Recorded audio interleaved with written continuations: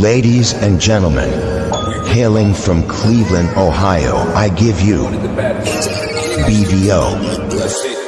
Oh, we boxing?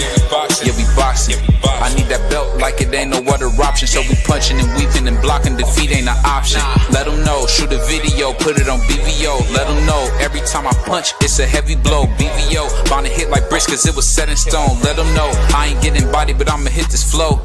Yeah, way more than a show. This is BVO.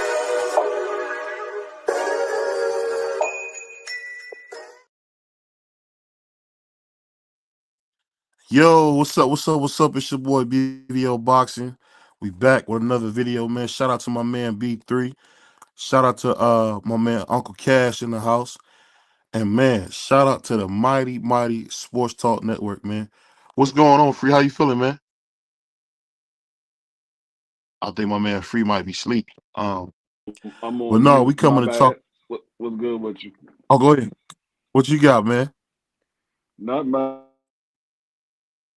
And as you see, this is not towards nobody black or nothing. This is us just having some fun. It is the Crow Show, so that's why you see the evil monkey looking for people who about to eat some crow. What's going on, B3? Well, what's good, BVO? D Free, man. What's good with the guys, man? Oh man, same old man. Appreciate you coming through. Oh my man, Josh Sanders, man. My STN brother, Josh Sanders, man, is in the house. He said I give Bibble credit for getting the decision. But did anyone peep how Baterbia was laughing after Bivol got the nod and the fighter that lost fought DNT react like that? I mean, I think he was that's just a nice way of being pissed without looking petty. Cause Facts. Yeah. Baterbia won the fight, man, and Mm-hmm. they stole it from him. I mean, it is what it is. They stole it from him. So this Yeah. ain't the first robbery. What you think about it, Free? Oh, it was a good night of boxing. I mean, we had a few upsets and we had a couple of surprise wins. But shout out to the new undisputed light heavyweight champion, Demetrius Bivol. He did his thing. He boxed excellent in that fight. He should have did that the first fight, but shout out to him. Yeah, I think Yeah, I he didn't just see it that way, BVO and Free. I think Bibble, he was moving too much. He was doing a lot of movement. And I think a lot of times other fighters will get criticized for that much movement. But I think a lot of people holding Bibble's hand because he beat Canelo. So, they giving him the benefit of the doubt. But, he was kind of on the back foot for about 8 rounds. He had moments and spurts where he worked, but you can't get ran around the ring and win a fight. That was crazy. yeah. So my thing was we got to talk about this. This is somebody that we all know I've supported. What do you think about Bud Crawford making Tio look like a jailhouse punk by saying, "Oh, I was just promotion"? What do you guys think about that? I heard about it. I didn't get a chance to see it because I was having some family time with the family or whatever, so I didn't get a chance to see it. But I heard about it.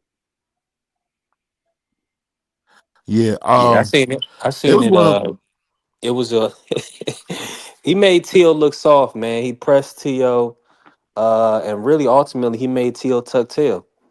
He want all the people that think it's cool to call black people monkeys and try to make black people the heel.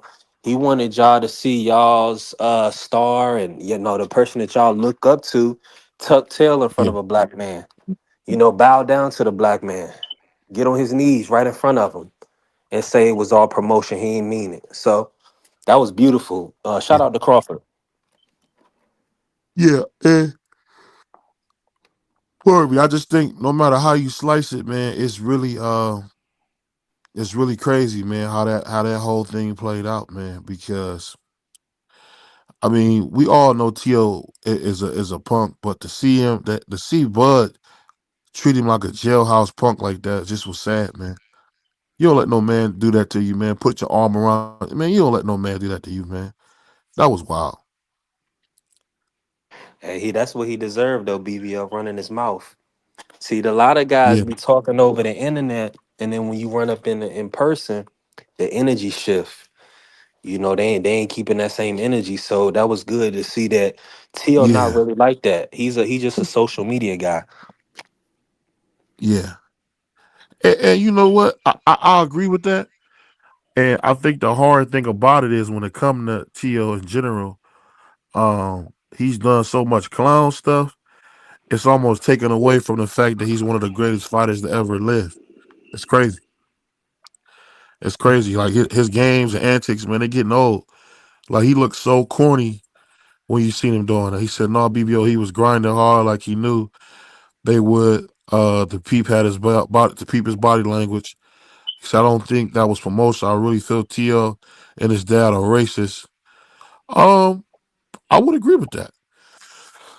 I would agree with that, man. You don't got no reason to talk the way Tio talk. I don't get it.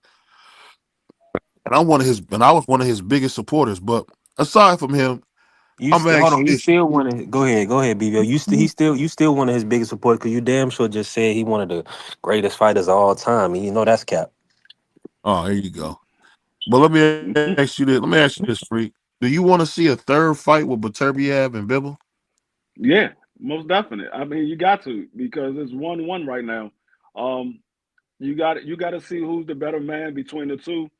Bivol had his moments in the first fight and he won. And then I mean, I'm sorry, Bivol had moments in the first fight, but Arthur was the better fighter at the first fight, and then Bivol proved to be the better fighter the second fight. So you gotta settle the even score because it got to be a clear winner between the two. Because right now you can't say who's the better man because they both won. I can see that. What about you, B3? What you got on that? I mean, I don't want to see a third fight because it now I don't know. Did y'all watch the fight live? Did you see the fight live, BBO? Yeah, I seen it Yeah, live. yeah, we And watched it live.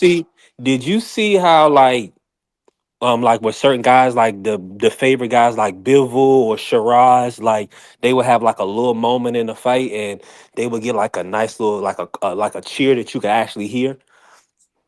I think I think that the scoring was hella biased. Of course, I know you wasn't gonna point out that the black man got robbed for and got a draw when he in your words beat Shiraz half to death and he got robbed on the cards. They gave him a draw. So with the Bivol situation, man, Bivol he got a lot of favoritism. Um, I don't know why. I know a lot of guys was wanting to probably see him one up his ex-wife, which is crazy to me. Why people care about stuff like that. But I mean, Arthur, old man, so now he got to get a stoppage to win. BVO. If I was Arthur, I would take some time off, not too long, cause he old, and then see let Bill fight Benavidez and then try to get the winner. But I think Arthur he don't need to go back in there. He ain't in nobody's good graces. Yeah. Um, I would agree. I put like this.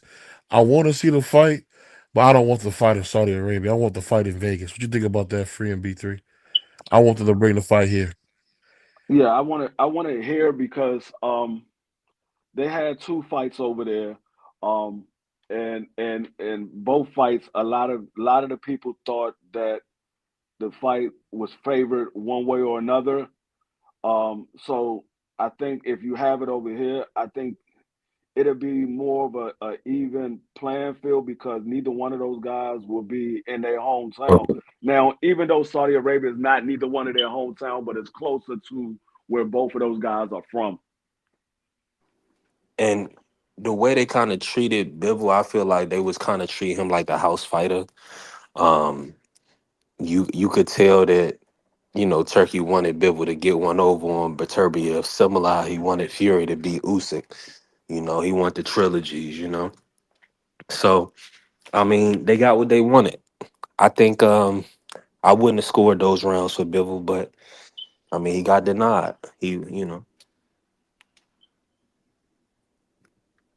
BBO, did y'all get to watch the Adamas fight? What y'all think about the Adamas versus Shiraz fight?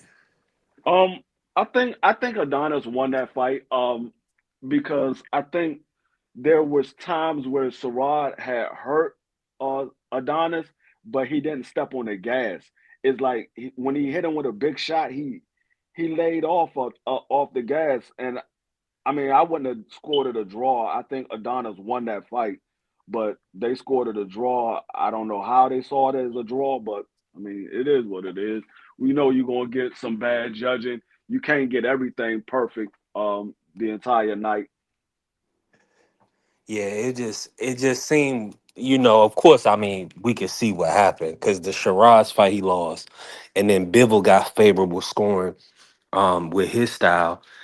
I mean, they gave the pressure fighter got a raw deal in those two fights. Because I think Adamas did enough clearly. I don't even see how that was close.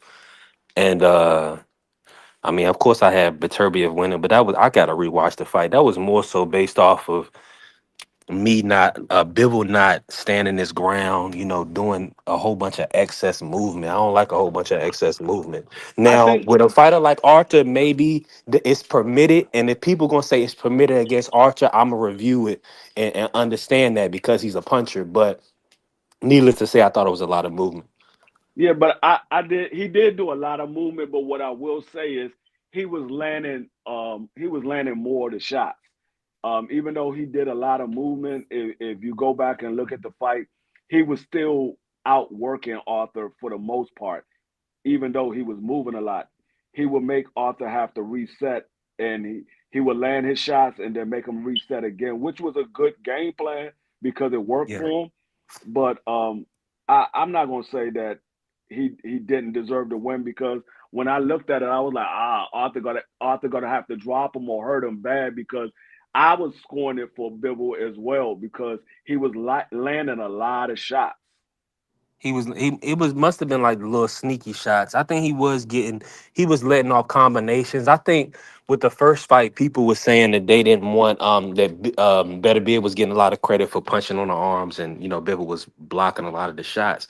I think in this fight it kind of went reverse in that sense. I think Bivol was getting credit for a lot of shots that Arthur was catching. But needless to say, I agree with you. I kind of I'm thinking about the fight. Bivol was making Archer reset, and Archer wasn't. See, the problem with Archer is he. I can see why Tank don't want to go over there, man. Certain guys that's determined as punches. It's I mean that's gonna be the expectation. So like it's like almost like a Cinderella story. Like Bivol was landing a little flurry, one or two flurries around, but for the rest of the 2 minutes and 30 seconds of the round, Archer's, walking them down, landing little shots to the body, throwing little right hands, putting them on, keeping them on the back foot. But then the round will go to Bivol. I wouldn't mess around with these guys if that's how they score in fights. I would stay on my A side. Wow, I didn't think I would hear that from B3. I'm just calling it. I mean, if it's gonna be favoritism, that's one thing. Like, I'm just saying, free, and yo, you watch boxing more than me. 9 times out of 10, the pressure fight, you need to really be outlanding and out boxing, and they looking real sweet in there. You can't be Yeah, getting ran around the ring. Now, yeah, I because think it was moments in there where Bill was getting ran around the ring. That's just well, me.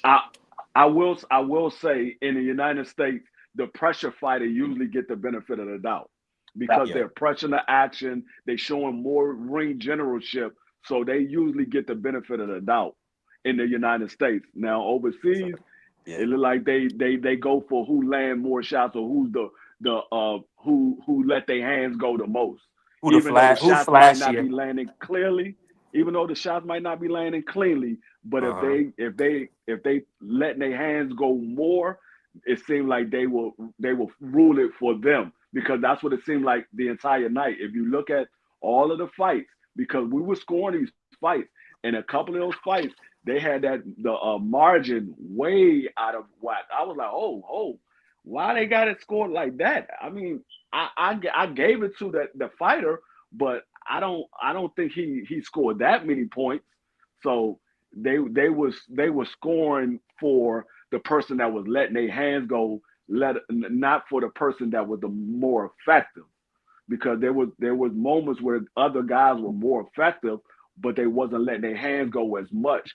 But they was giving it to the rounds. They was giving the rounds to the person that was letting their hands go more. Do you see what's your take on Arthur in that fight? Do you think did you see him slow down? I know we seen him slow down, but do you think that was due to age, or he couldn't kick it up that gear? What do you think or was just build with the movement? Like what do you think it was? It could have been a little bit of both. I'm not. I mean, we will have to see Arthur again to see Yeah. if it's the actual age and he slowed down. I think it could have been a little bit of both. I think it could have been a little bit of the age. He's getting older, and I think it could have been also the excessive movement that Bibble did. And I think that's what Bibble saw. Well, in the first fight, he saw, okay, I was moving, but I wasn't letting my hands go. So let me go back in this fight. I'm gonna still move, but I'm gonna let my hands go a little bit more. And I think that was the adjustment that he made because he did the same thing he did in the first fight. The only difference is he let his hands go more in this fight than he did in the He first got fight. credit. He got credit free too, because he threw like 200 more punches this fight. Even Arthur still threw 200 more than him. I think they said Bill threw 687 and Arthur threw like over 800. But needless to say, that's still a lot. Like you said, he still changed his game plan because he threw 200 more punches this fight. Right. That's what I'm saying. He let his hands go a little bit more, but he still moved a lot, but he And let that's his really hands all go he's more. needed because he almost won the first fight. So that's really all he Right. needed was to let his hands go a little bit more. Right. So Yeah. yeah, I think if they do a rematch, I think they got to change the scenery because you already got the people that saw the fight. They say, okay, he won that first fight, but a lot of people thought that Bivol won. So this go around, they gave it to Bivol, even though I thought Bivol earned it. I think he earned it, but they gave it to him this fight. So now it's like, okay, they had two fights over there. We got to change the scenery. Let's put it in a neutral playing field where neither one of us have a home's crowd, and it's all new judges, somebody that haven't seen us fight, or well, haven't scored us fight. So I think they need to put it in a different area. I mean, if they want Yeah. to do it in the UK, they can do it in the UK. I just would say not in Saudi Arabia. I'm with you. I think I don't see why not. I think they should move it, man. Shout out to everybody in the chat. Shout out to Ace. Shout out to Josh, Pietro, Jeff, the boxing scholar. Free Uh, did you what you do you think that Bacoli do you think he took any real damage with that punch or that stoppage, or do you think that he would be able to bounce that's back? that's what had me stunned because for one, I didn't see Joseph Parker stopping Bacoli. I said if anybody was going to get the stoppage, it was going to be Bacoli getting the stoppage on Parker. But the Right. punch landed like on the top of his head, and it somehow he was rocked from that punch. But Marky Dan said it looked like it grazed the back of his head, and I'm like, well, if it hit the back of his head, that should be ruled an illegal punch. It shouldn't go down as an actual punch that scored. That should have been an illegal punch. Even though he might have ducked and it hit him in the back of the head, it's still the back of the head. So that's an illegal punch. It should have been ruled a no contest, not a win for Joseph Parker if it did hit him in the back of the head. I thought it But hit him it's got on to the be top of the it's head. going to have to be intentional. Or at least look Yeah, no, intentional. I Because know, I Boost, know. because a couple of these guys and got you know how it is. Yeah, but I'm just saying. But I mean, the rules is if a punch hit him in the back of the head, it's illegal. Whether it's intentional or it's an accident, it's an illegal punch. So the rules say it should be counted as a no contest. If the person can't continue, or if the referee waved it off because he got up and he waved it off, it should have been ruled a no contest. It shouldn't have been ruled a TKO or a knockout for Joseph Parker because it was the back of the head. But like I said, I thought it hit him in the top of the head, but Marky Dan said it looked like it grazed the I back of gotta his head. rewatch it. I just gotta say this. Shout out to even Bacoli. Like, look at the savviness though, because Bacoli trainer was actually got up on the rope and stopped it. Me and Remo, at first we thought the referee was like, damn, the referee just kind of called it off real quick. Hmm. But it was actually the trainer had stepped on the ropes and called it off. And I guess he didn't really want to. I mean, because think about it. He stopped his man in 2 rounds. They gonna get paid. He like, shoot, I can save my guy. He saved him Yeah, because because he he was hurt. realized He he was wasn't hurt in bad. shape. Yeah, And he he was was, hurt bad. and he was looking at him, and he was looking at the corner, So yeah, the trainer got up and said nope, because he seen how his man wobble. He probably ain't seen nobody wobble but Cody like that. No, I Truth mean be told, he. Yeah, no, he never got rocked like that. Now he got hurt in the Michael Hunter fight, but it wasn't like that. It was that yeah, that was man bad. literally did the stinky leg and went down. Yeah, Like the Michael Hunter fight, he didn't go down. He just got rocked and he fell back to the ropes. And Michael Hunter just threw a bunch of shots and the referee jumped in and stopped it. yeah. But this joint, he did the stinky leg and went down. That's why I said when I saw the punch, I'm like, it hit him in the top of the head. Why was he rocked like that? Because the top of the head, that's not no equilibrium or nothing like that. You don't normally get rocked like that. If anything, the other person hurt their hand by hitting you at the top of your head. I'm So gonna say I this was I though. was a little confused by it. The guys are saying that it happens. It damn sure happens. I'm gonna say this though. With Bacoli, I think it definitely has something to do with him not being fully like trained. Because think about it, he had an extra 30 pounds on him over the Jarrett fight. So if Yeah, you take that training and that 30 pounds, we understand that these guys' level of conditioning is what's going to keep them from being able to withstand heavy shots. yeah, So the fact that he didn't have no conditioning, you see what happened. The first heavy shot he took, he, I mean, Big yeah, McColey did the stanky leg. That was crazy, yo, man. yeah. So That's what I say. let me ask you That this: Is shot. he on 90-day suspension? Yeah, he on a So 90-day because usually when you get knocked out, they'll suspend you. When you get so he knocked gonna out, miss out and on his FA Jogba date. They didn't mess that well, card up. I think they canceled that fight uh because he took this fight. I think they Yeah, canceled it. yeah, but that was gonna be big for that card because I think Turkey was trying to do like a 3 fight like type of extravaganza type thing. You know what I'm saying? Yeah. On the same weekend as Canelo. So Well, now I it's like mean, he's going. what they can do since he couldn't fight in that fight. I mean, since he stepped in for this fight, they need to put Daniel Dubois against Fa Ajaba. That wouldn't be bad. I don't think they're gonna give Jabba a title shot, but I I mean, don't. I mean, I think more so they would probably try to do. I don't know. I think Fabio Wardley got to get in the mix somehow. yeah, yeah. Uh, I don't know. I I mean, would. I don't know if he gonna fight in the states though. We gotta think if it's gonna be somebody in the states, it's probably got to yeah, be like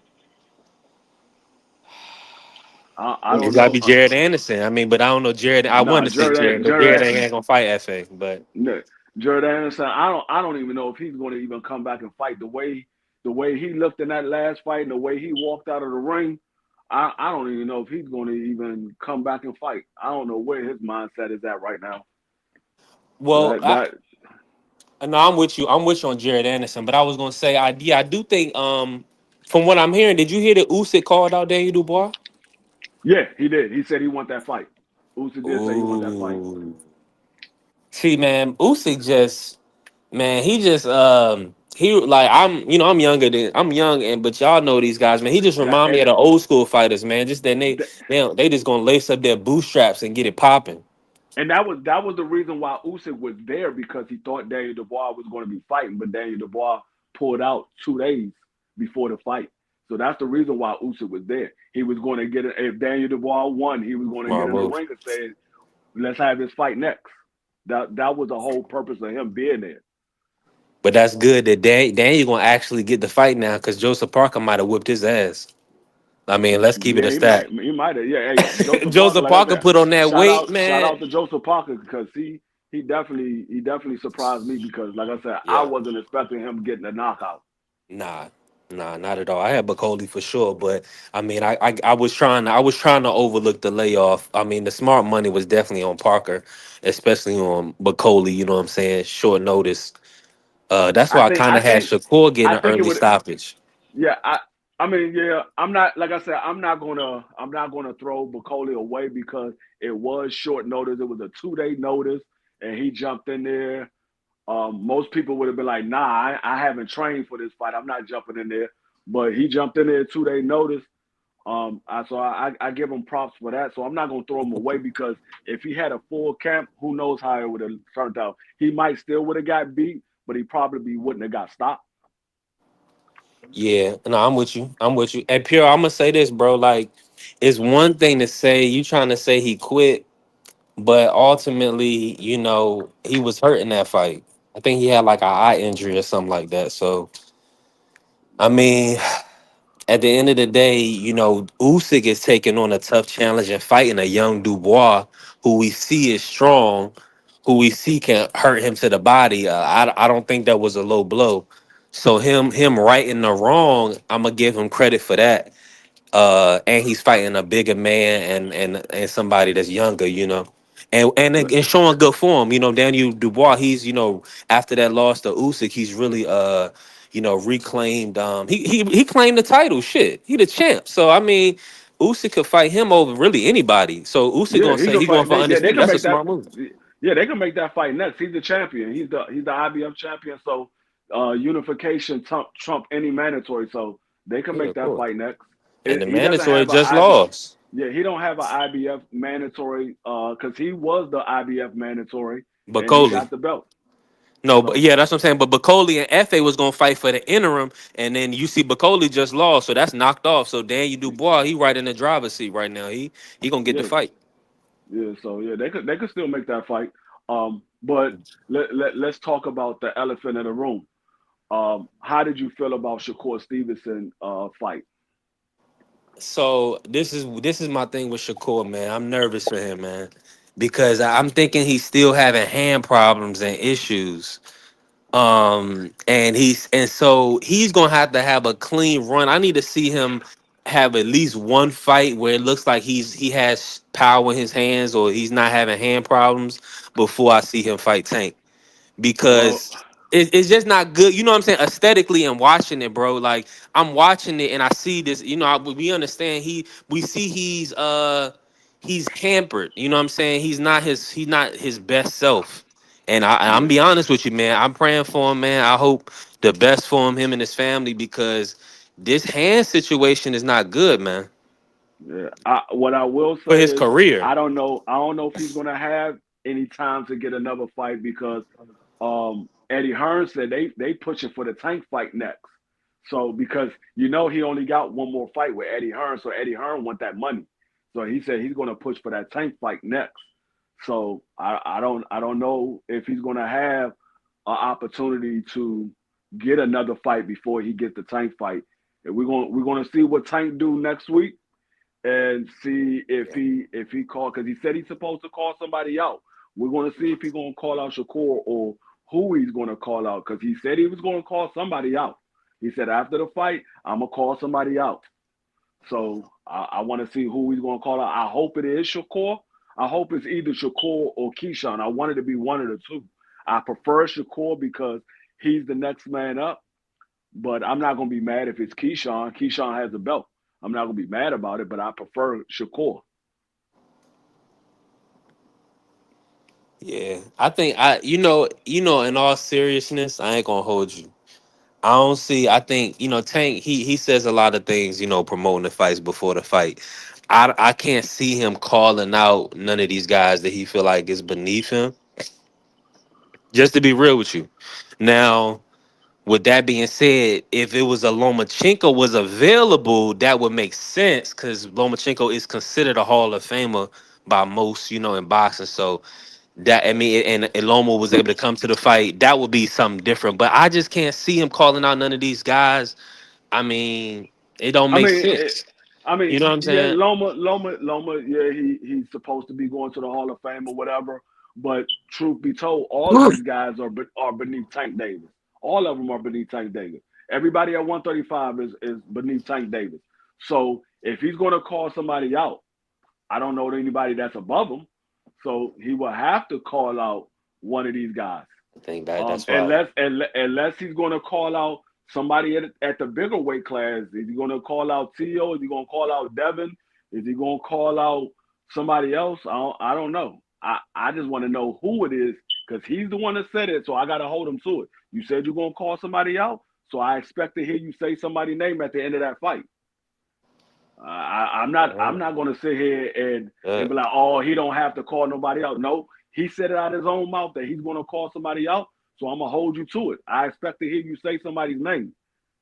The only we know the name. We know the name. This his name almost like Voldemort. Now that Ryan, little Harry Potter, then came in No, and threw a I whole don't want to bunch of hear that. left hooks and knocked the No, boogeyman out. Now no. Devin Haney. Now he can say Devin Haney name in all the interviews to build his fight. But we know that's not the name he gonna call out because Devin just moved to 147. So it's not gonna be in the way because he's too small. That would be a major mega fight. It's not gonna be Devin. Devin's locked in with Ryan and Turkey. It's not gonna be Tio. He just said Tio is a racist and he's not gonna give my opportunity.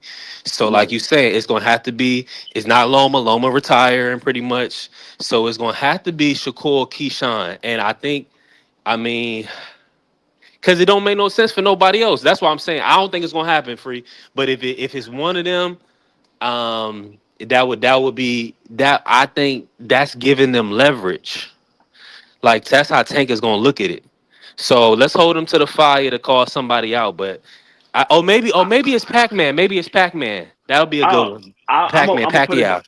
I'm gonna put it this way. I don't think it's giving them leverage. I think it's putting them in a spot to either take the offer that Tank is going to give you or duck him. Because because we never heard Tank Davis call nobody out per se. He said there's fights that he want, but we never heard him actually call nobody out like at the end of his fight. We never heard him say, "I want to fight this person next." At the end of his fight. Now we heard him talk trash about Devin and stuff like that. But I'm talking about at the end of his fights, after he finished winning, they raised his hand and he said, "What's next for you?" We never heard Tank Davis say, "I want this man next" at the end of his fight. So if he does that, now we're saying, okay, Tank Davis telling everybody who he want next. So now it's going to be up to that person to say, yeah, I'm ready to fight Tank Davis, or nah, I'm not going to fight him. So it's kind of putting the ball in their court because Tank already said if he does it, Tank is saying, I'm letting everybody know this is who I want next. So now it's like, what are you going to do? He said he wants you next. What you going to do? You going to jump or you going to run? Nah, Shakur saying he ready for the fight. I think he knows he's in a position, but hopefully he's gonna want Turkey to be involved and make the fight because that's how he's gonna make. He feels like that's how he's gonna make his own money. He's not gonna want to trust the process while Al and Tank as a B side. I think they're gonna want to come in as partners more so and kind of have Turkey backing to see if he can kind of facilitate some guaranteed money for Shakur. Which you that probably make more sense for Shakur, possibly not make as much sense for Tank. But hypothetically speaking, Prime Video and the Zone co pay per view that should do some numbers. Tank and Shakur do numbers. I Well, think I think that'll do I'm big numbers. well, I'm gonna tell you like this. I don't know about Prime and the Zone, but I know when Showtime and the Zone tried to do that co-promotion with Ryan and Tank, DAZN had a bad situation because there was a lot of people that never got a chance to see that fight. There was a lot of people that was overcharged for that fight. So they So can be good. Wow. yeah, I don't know how they're gonna do it because they might be like, nah. Last time we tried to do a co-promotion, y'all had a lot of problems on Oh, y'all end. gracious. Oh We could man. have just had all those people come over to Showtime, and it would have been a bigger pay per view. Because I don't know how we don't know how many people actually tried to buy the Zone pay per view because they didn't put the numbers out because they had a problem and they didn't want to say how many people actually bought the fight because it was an issue. Like Yeah, I it had bought it. was I it bought it was on the the numbers Zone. was messed up. Yeah. I bought it on the Zone because I had the Zone membership. So I was like, I was being cheap, and I said, well, let me go pay the 60 instead of paying the 80 because I already got a Zone membership. So I paid the 60. I didn't get a chance to see the daggone card until the second round of the main event. I had to stream it because Damn. the Zone didn't pop in until the second round of the main event. I missed the entire card on the Zone pay per view. Wow, that's terrible. I'm so thankful I didn't do that. I didn't know that even happened, free. Yeah, there was a guy. There was a guy that came out in the papers or on the internet the following day. He said he never got a chance to see it, but the Zone charged his credit card 15 times. They Mm. charged his credit card 15 times, but he never even got a chance to see the fight. Yeah, that's crazy. See, I go through the cable provider when I'm dealing with Tank and Showtime. So I mean, that's why I was. I mean, that's how I did that fight specifically. Yeah, I mean, I that mean, was a like I big said, I fight. was, I was, I was trying to be cheap. Normally, I would have went ahead and bought it on Showtime, but being like I said, I was trying to be cheap because I already had it the Zone. I was like, well, I'm just gonna go ahead and pay the $60. I got it the Zone already. Let Hmm. me go ahead and pay the $60. I was pissed off. I was like, man, I paid $60.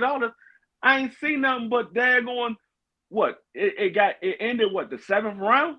I only seen like 6 rounds That's terrible, of the man. entire fight, the entire card. I only seen 6 rounds.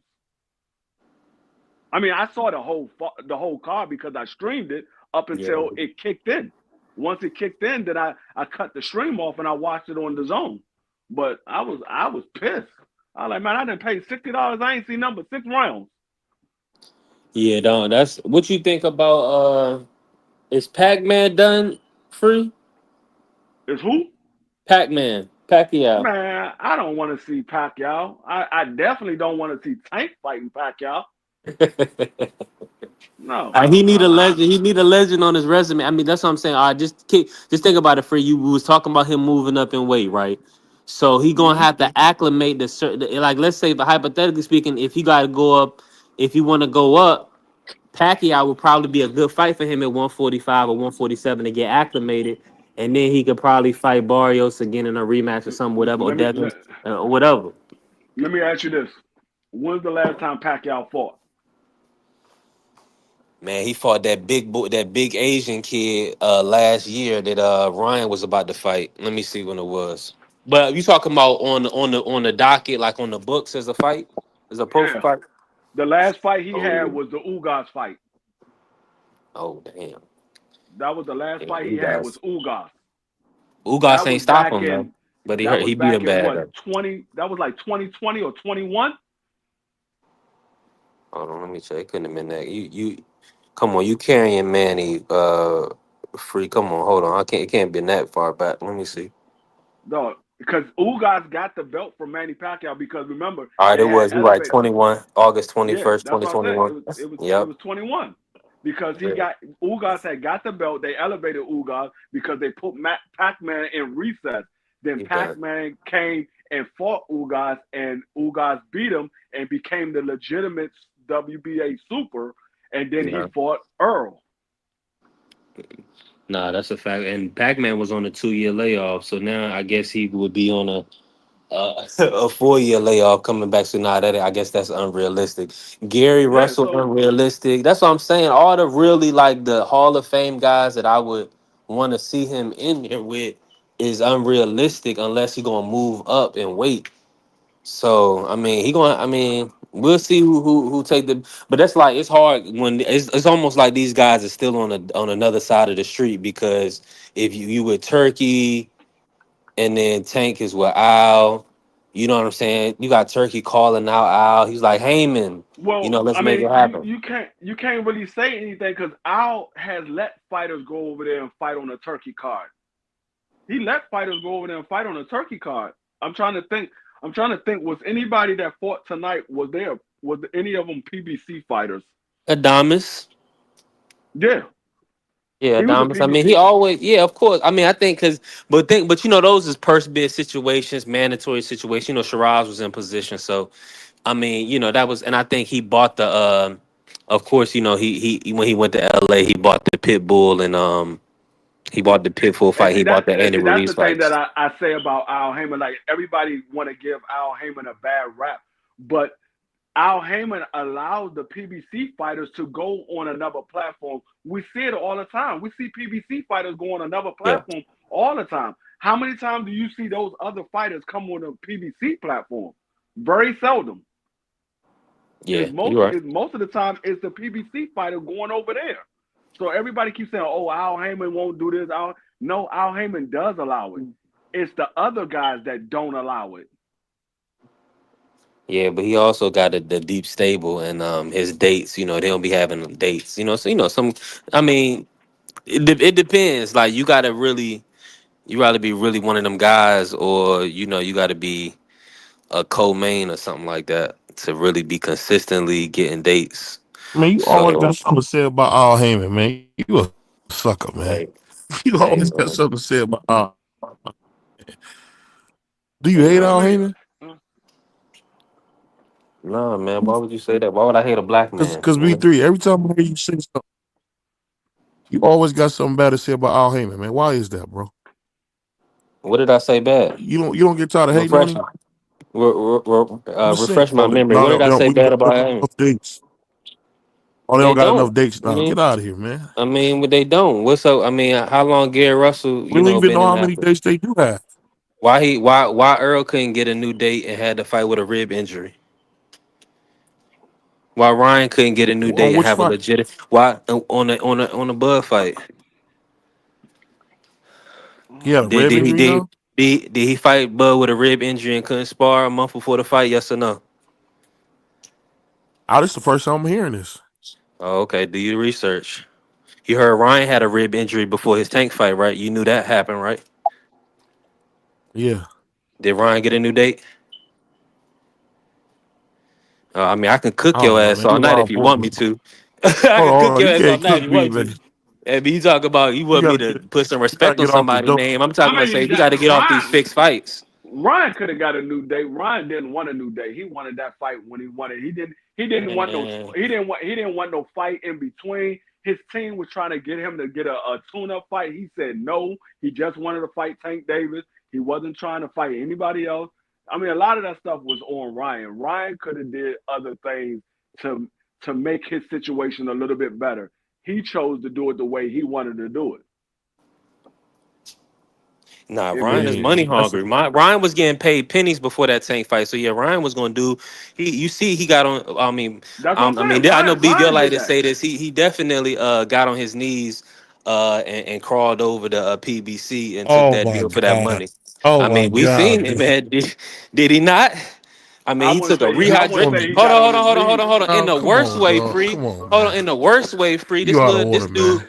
this for that money. What did Stop he be do? talking He like that, handicapped man. himself. He said, "I'll never do that again." Right? Didn't he say it, free? No did it. I say no did it. I say no did it. No did it.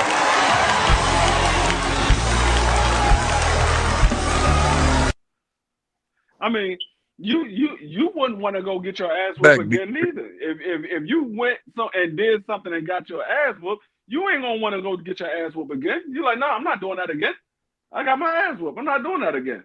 If we fight again, I'm taking a tune-up fight. I'm gonna make sure I'm 100% healthy, and we gonna fight then. Like everybody want to say Ryan was was weight drained. He was on a rehab. I mean, Like, you know, he was on a what's the catch weight rehydration rehydration. clause and It all was a that? catch weight rehydration. That man wasn't weight drained or anything. That man was not weight drained Stop or it. none of that. Stop That it. man was perfectly How you fine. gonna say that frail ass little dude was not weight drained? I'm gonna show you. I'm gonna You show wasn't it to weight you, and training, bro. you tell me which fighter looks like they're weight drained.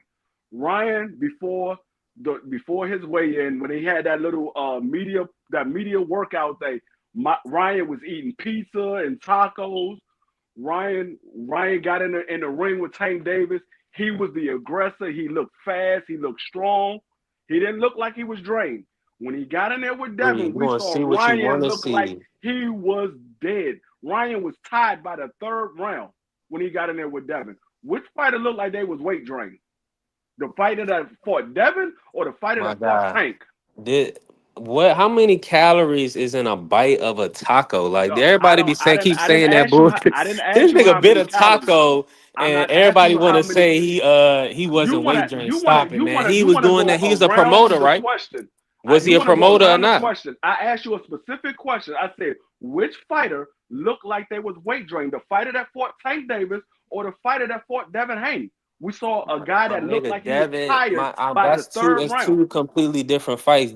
Ryan was on PEDs, and then we don't know if he was drinking and partying. We don't know what was going on in the I Devin didn't fight. say And he also none he of that. missed weight. Well, All hold I on, I'm just asked you. saying this. Did you see the picture of the side by side between Devin Listen, fight and Ryan fight? I mean Devin fight listen. and Tank fight with Ryan. Did you see the side by side? Yes or no? Yes, I did. Okay, all right. So we understand that he looked more depleted in the picture with the Tank fight. We don't even got to go over there. That's just, I mean, He that's just looked more common depleted sense. as far as what? His body, Far, he looked frail. You could see his ribs. He at looked sickly. in the fight? My nigga, if you had to weigh Hold one, on, his big, no. hold on, hold on. Answer the I'm just question. saying this. Answer. This I big asked you a five, hold question. on, I free. asked you a question. You're not Okay, answering my all right, go question. ahead. I said, are you talking about in the fight or are you talking about at the I'm talking weigh-in? about in the ring. In the Yes, ring, in he the did ring. not look like he was depleted. He did not. He did not. Because he came out wild throwing crazy hooks and all these hard punches at a Wasn't his smaller man, we're gonna say he. What about when he got folded up in the second round? What dog? about when he quit? What about when he took a knee and quit? Dog. I mean, come on, man. Hold We on, acting like this dude hold was on. he was 100%. That does not mean that a man looks depleted in his I'm frame telling you, the because he picture got showed folded that he looked by a depleted. We person passed that that, freak. normally folds everybody. You talking about a person that normally folds everybody, Yeah, but and he you not saying folding he people. But got he didn't. But he not folding no people bigger than him like that, bruh. He not folding no people bigger everybody is than him bigger than like him. that, He's bro. only fought. No, he only fought one person smaller than him, Bro, and that was Pitbull he had to Cruz. beat Port Barrios half to death. Ryan Garcia No, quit in the seventh round. I'm he telling you that only Ryan fought wasn't himself, my nigga. he only fought one All right, person bro. smaller than him, and that was Pitbull Cruz. Everybody's Okay. bigger than him. I'm telling you that he hasn't folded up nobody bigger than him like he did Ryan in the second round. That was insane. What are you That talking was about? that. He threw an You didn't hold overhand on. left and folded his whole So body.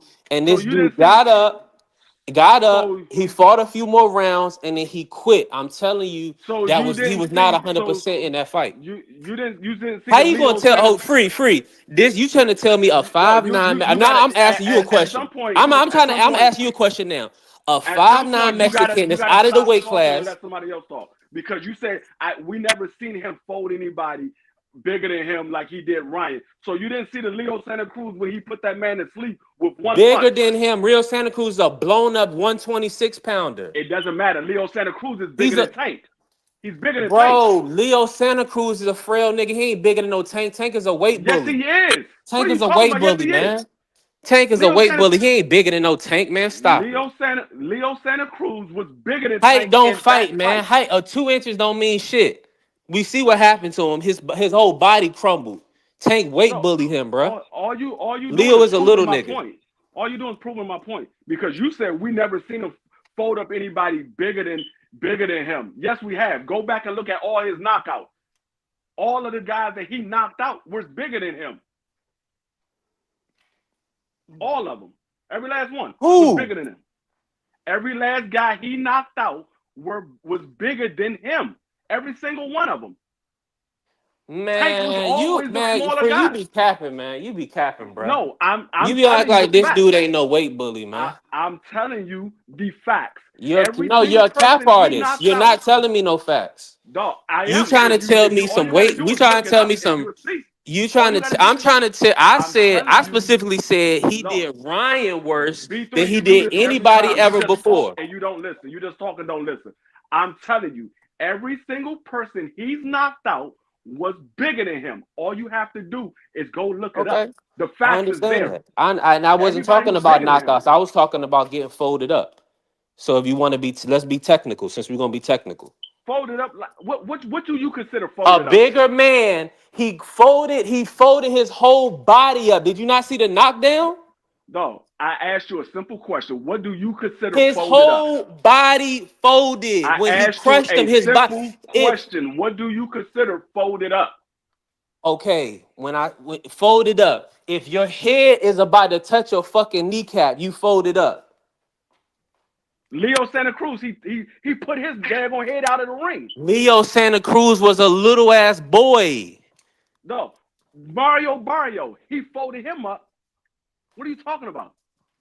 He didn't fold Mario Barrios. Mario Hector Barrios got Garcia- stopped by the Hector ref. Garcia, He didn't made fold Hector Mario Garcia Barrios. Mario not even Barrios know got where he was at. stop it, man. That's what I'm saying. You don't know this. You don't know boxing, man. Mario No, you Barrios don't got know stopped by the boxing, ref. because you just talking. You don't know I'm boxing. telling you, Mario Barrios got stopped by the ref. What else you got to say? He got stopped by who? The ref called the fight off. Mario Barrios finished the fight Mario on his Barrio feet. got stopped because He the man finished the beat fight up on his feet. and he got knocked down. It's a 3 stoppage. times. TKO. Yes, TKO. he got stopped. I just Ryan said that. quit in the Mario 7th got round. stopped 'cause he got It's a beat up Ryan. Ryan quit in the 7th round. It was Ryan quit because he got hit A in the ribs. KO. No He got hit mas. in the ribs. Yeah, a broken rib. He went into the fight with a broken rib. Yes. His ribs wasn't broken. You're sitting The there Mongolian that man Bowl. ribs was not broken. The Mongolian Bowl hurt the nigga in sparring. He didn't have his PEDs His because Tank ribs put him on was 6 not months broken. of rehydration. His Then what? ribs might have been his ribs might have been injured, but they were not broken. You're sitting Okay. here blatantly lying. Okay, so the injured, but it Mongolian wasn't Mole broken. hurt him to the body, and Tank knew about it, and then he got stopped with a body shot, and he quit. You said his ribs was broken. They was not broken. They might have been injured, but they wasn't broken. Okay, the nigga fought injured. That's my whole point anyway. That was my whole point from the beginning. Fix fights. No, all I'm saying is the man, like I said, if you look at the two fighters, look at Ryan when he fought Tank Davis, how active he was in that fight, how hard he was swinging his shots, and then go look at the fight when he fought Devin Haney. You tell me which fighter looked like they was weight drained. Which fighter looked like they was weight drained? I ain't saying he was weight drained. I said which one looked like they were weight drained. The little frail ass nigga that looked like he need some milk when he fought in the Tank fight. How you going this 5'9" Mexican cutting? Hold on. Free, let me talk. You just finished talking. Bro, it's common sense. No, it's not. You're cutting. You're cutting. You're gonna cut from a 5'10". Free. You can't talk while I'm talking, bro. We're gonna talk. Yes, I can, because you do it when I talk all the time. Okay, go ahead and talk then. I can't do it when I can't talk when you talk. You do it when I talk all the time. But Free, I just already cooked you, because you gotta say you talking about a 5'10" Mexican cut into 136 pounds who got a 10-pound who has a 10-pound rehydration cause the following day. You gonna say that person is less depleted than somebody that purposely missed weight and then didn't have a rehydration clause at a higher weight class? It don't make sense, Free. Who look like they were? I told you we already seen the side by side, Free. And I said it's already tell you who looked worse. Okay, let me tell you this. One fighter is active, throwing a lot of shots, being the aggressor in one fight. The other fighter is on his back foot, looking like he's tied by the 3rd round. But you're talking about different strategy. He was on his back foot. He was on all I'm Free because it's different strategy against Tank. You talk. See what I'm saying? Once I start talking, because you asking me a question, you asked me the same question. I'm about to explain it to you. You can't. Devin Haney's strategy is different than a fight with Tank Davis. You cannot answer the question until I finish asking the question. You answered like 3 or 4 times though. Because you're not answering it. I know I'm not. That's what I'm saying. I'm kind of understanding what you're asking me now. My thing is, I'm thinking what you're saying is you're talking about the strategy that Ryan put forth against Tank. You're talking about strategy. You're not talking about look physically, because when he was on the back foot running from Devin for about 3 or 4 rounds, he was moving a lot of energy. He was using a lot of energy that obviously y'all say he didn't have because he was drinking and smoking before the fight. He wasn't training, right? So he wasn't gonna have that energy. I I don't mean, know. I mean that's I that. I don't mean, know, Boxer Scholar. That's what Marky Dan said. He said he looked like he got hit in the back of the head. It looked like it was the top of the head to me. I don't know. It could have been the back of the head. It looked like it was the top of the head. It just shocked me the way he got rocked the way he did. I don't know. I mean, like I said, if it was the back of the head, it shouldn't have been counted as a knockout. yeah, but Coley shouldn't have been in that fight anyway. Truth be told, 24-hour notice, but I mean, it is what it is. Hopefully, he'll be all right after his 90-day suspension. I mean, I don't know. He probably not gonna get no other big fights. He wasn't getting no big fights as it is. He probably ain't gonna get one now. He's gonna have to build himself back up because after a second round knockout, it's like, do Agate really give him an opportunity? Mm-hmm. No. I mean, both his losses was by stoppage. Both fights that he lost, he got stopped. So I don't know. Well, I mean, they wasn't checking for Mark Bacoli anyway. So this didn't help him. Nah, I think it make the FA fight a lot more intriguing because I think a lot of people had Bacoli probably beating up FA. You know, so now I think I'm looking at it a little differently now for sure. But I I think don't if think Bacoli get a full training camp and he don't have any lingering effects, I think he could be all right. I don't think he gets the FA fight. Damn. I think that fight is gone. I don't think he gets it now.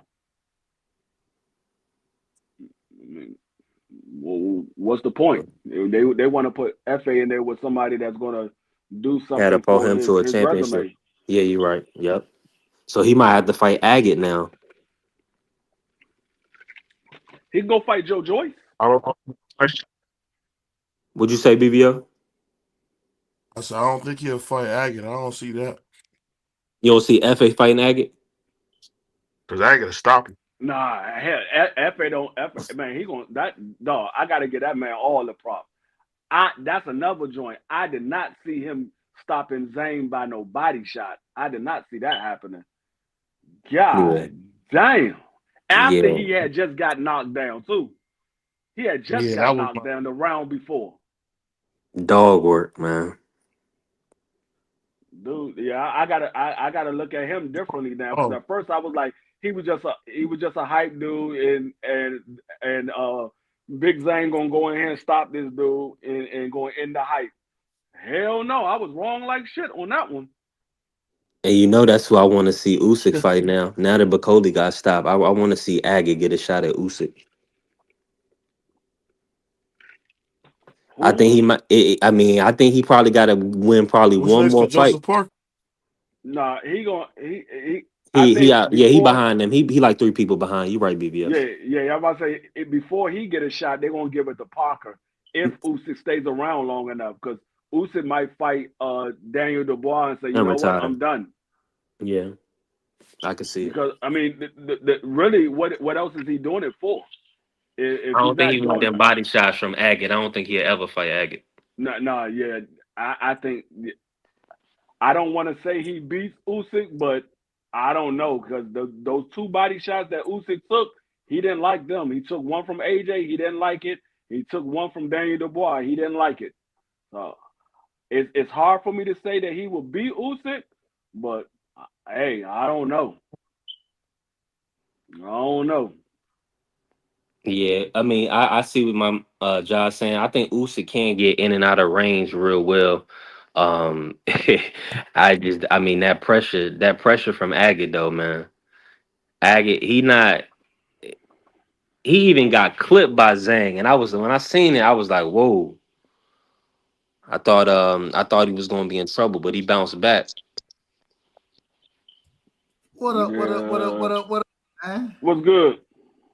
What up? First thing first, as always. Shout out to my brother BBO, man. Shout out to STN Sports Talk Nation, man. Shout out to my brother the master debater,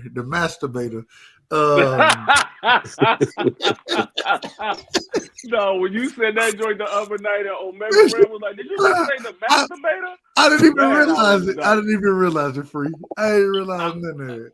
I was done after that. I was like, man, just call me the master of debating. Hey, man, you need to change your damn name, man. You need to change your damn name, man. Change your name. Just call me the master of debating. Don't call me the masturbator. Hey, shout out to B3, man. that had me crying, man. Look, man, I gotta say first thing first. It was a hell of a card tonight, man. It was a great card. Yeah. Going into the fight y'all were just talking about, we was on the show the other night, Free, with TD and ATL. Real quick, ATL, you bet me $100 that Shakur was gonna lose. I sent you the money. Send me my damn $200, man. You out of order. Not only did Shakur win, but Shakur got the stoppage, and he was like, "Man, when the last time Shakur stopped somebody?" The man owe me money, and he ain't paying. I just want that to be on the record. So look, we might never see him again, Doug. He out of order. You'll see him again. All you got to do is go to a couple of channels. You gotta turn your camera on for me. Turn your camera on before I let you up, bro. But real quick, I want to say, man, going to the Zane fight. You gotta turn your camera on, man, or I can't let you up. Shout out to Kabayel because we called it last night. I thought Zane would lose. I thought it would happen the way it happened. Yeah, you did. You called it. The body work, man. I gotta say this. I think Kabayel, he's up next in the heavyweight division. He's doing something that the majority of heavyweights don't do. Heavyweights go into head hunting, right? What this man do, the way he go in and break the body down. It's me, brother. Okay, I see it, Shino. I see it. Go ahead. Oh Lord, here we go with one of my favorite trolls, man. Shout out to my brother. Troll, man. I'm just playing. Go ahead. It's a band block side. What are you talking about? You trolling? Look. Oh, that's somebody else. That ain't you. That ain't you. You out of order. You out of order. You out of order. So the man went in there and he put on a hell of a show. He broke Zane down, and the craziest thing, I watched in that first round, right? Mm-hmm. We watched him on the back foot. Look, he damn looked like Deontay Wilder against Joseph Parker in that first round. And the second round, he was like, this ain't gonna work. Let me switch it up. And what he started to do, he came in and just said, "Fuck it. I'm gonna take the licks, but I'm giving these body shots, and you finna eat all these body shots."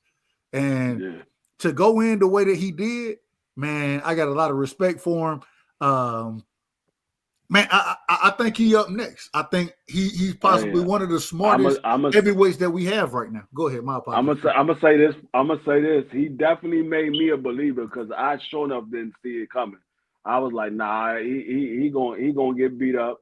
He lived up to a hype for a while. He gonna get beat up, but nah, he was like, this ain't no hype. This is me. He definitely made me a believer. And Free, real quick, even when he went in against Mac, what's the brother name? Mac Madov or Mac, whatever the big ass Russian dude name was. Yeah, when he went in, Russian dude.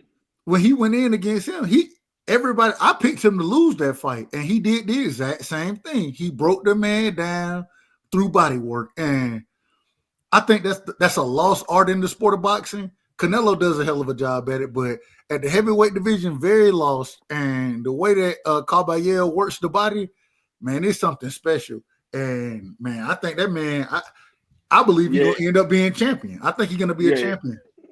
I could see him being champion if he could avoid the big shots. If he could avoid the big shots and be able to get to those other guys' body the way he does, I could see him beating a lot of guys. I could see him upsetting a lot of guys.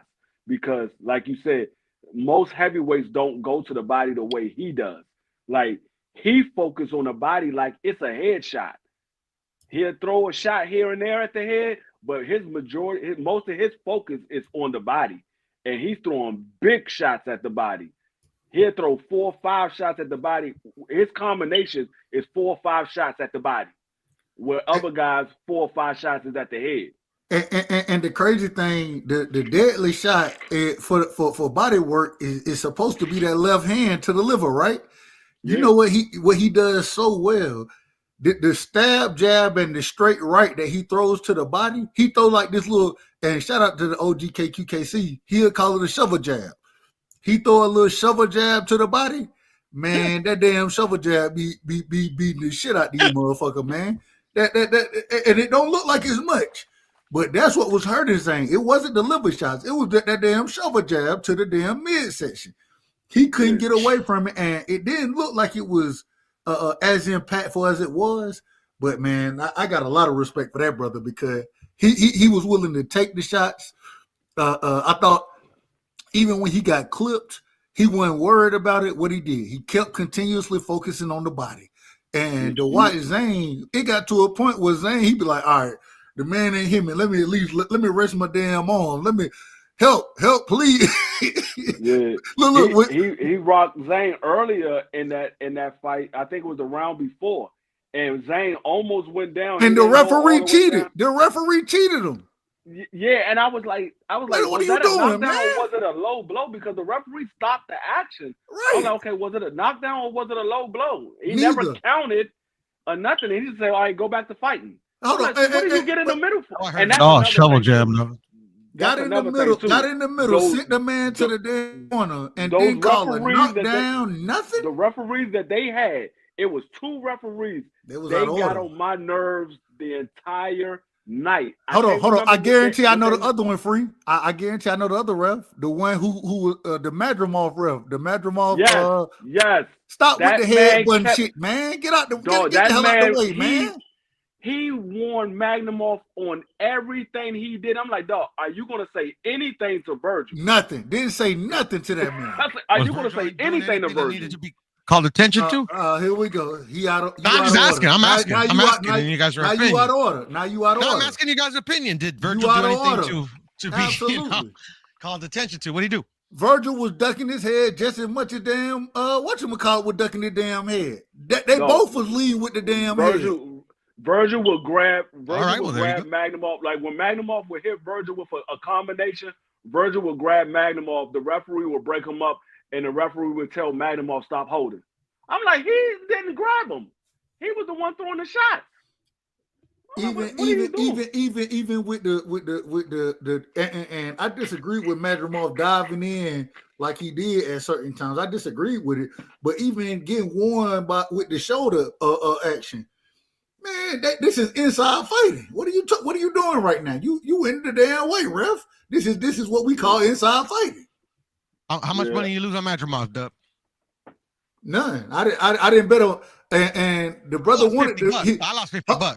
Hold on, look. The brother wanted to bet, man. I was like, hell no, I ain't betting on that fight. That's a 50-50 fight. I ain't betting on that.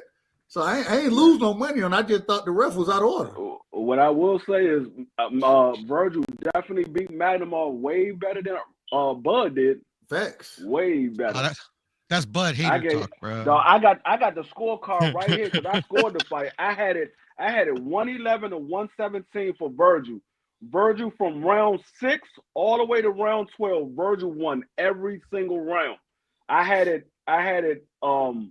3-3 going into the 7th round. I had it 3-3. Virgil won every single round from 6 on. Okay, but let me ask you this, You Fred. don't gotta hate Bud no more, man. Let me ask you this though, because Madrimov, he really wasn't really doing nothing as in the Bud fight, if you ask me. So let me ask you this: is Madrimov better than Boachuk? Hell no. No. Hell no. There you go. I second that. Hell no. After what I saw today, well, I'm not gonna say he's not. I'm not gonna say he's not better. He didn't perform better tonight. He didn't perform better. In that fight, man, I learned more about Virgil than I did Madrimov. I thought that Virgil was going to be, Madrimov was looking to walk Virgil into that overhand right. I thought he fought off the back foot early in the fight to kind of set that up. The thing is I noticed patience, discipline. Virgil held the phone fantastically. He worked the body. Man, I was impressed with Virgil. Saw, I you was saw very why he impressed. held that phone. You saw why he held that phone. He had, but well, Madrimov was looking for them. Oh, so early in the fight, he was looking to walk Virgil into it. The thing he is, caught Virgil a couple of times. Virgil had a nice little mouse under his eye, and he's like, "Nah, you're not gonna hit me there again." But he kept that hand up there. But that was the thing. I watched Virgil. He got a good understanding of what Madrimov wanted to do, and then he proceeded to break the distance, control the range better. You know what I'm saying? Make Madrimov fight off the back foot. Make Madrimov throw wild shots. Because that's what I want to see. I want to see Madrimov versus Boychuk because I got Boychuk. I got Boychuk beat Madrimov now. I mean, Boychuk probably will win, but like I said, I can't say that he's better. I just say he performed better against Virgil than Madrimov did. I would say that for sure. He performed better than Madrimov did. But is he better? I don't know. We will have to see them two fight each other. I do agree with that. I agree, but I will say I think this fight goes more to Virgil. I got to fight more credit toward Virgil because he was the one who showed the patience, the discipline, the understanding of what Madrimov wanted to do in the fight, understanding how to negate it. I watched Virgil fight off the back foot and be very effective fighting off the back foot. Man, I'm giving Virgil all the credit in the world because I thought he put on a hell of a performance, showed hella discipline, and I think a fight like this can move him to that next level. I'm looking forward to seeing more from Virgil. I'm looking forward to it. Now, what I will say, I don't want him getting in the ring with that dude that beat Tim Tszyu. Nope, stay away from him. I was about to ask you that. No. So you think he can get the Fandor fight? Yeah, he can get in there with the Fandor. Don't get in there with that dude that fought Tim Tszyu. I'm gonna tell everybody stay away from that dude.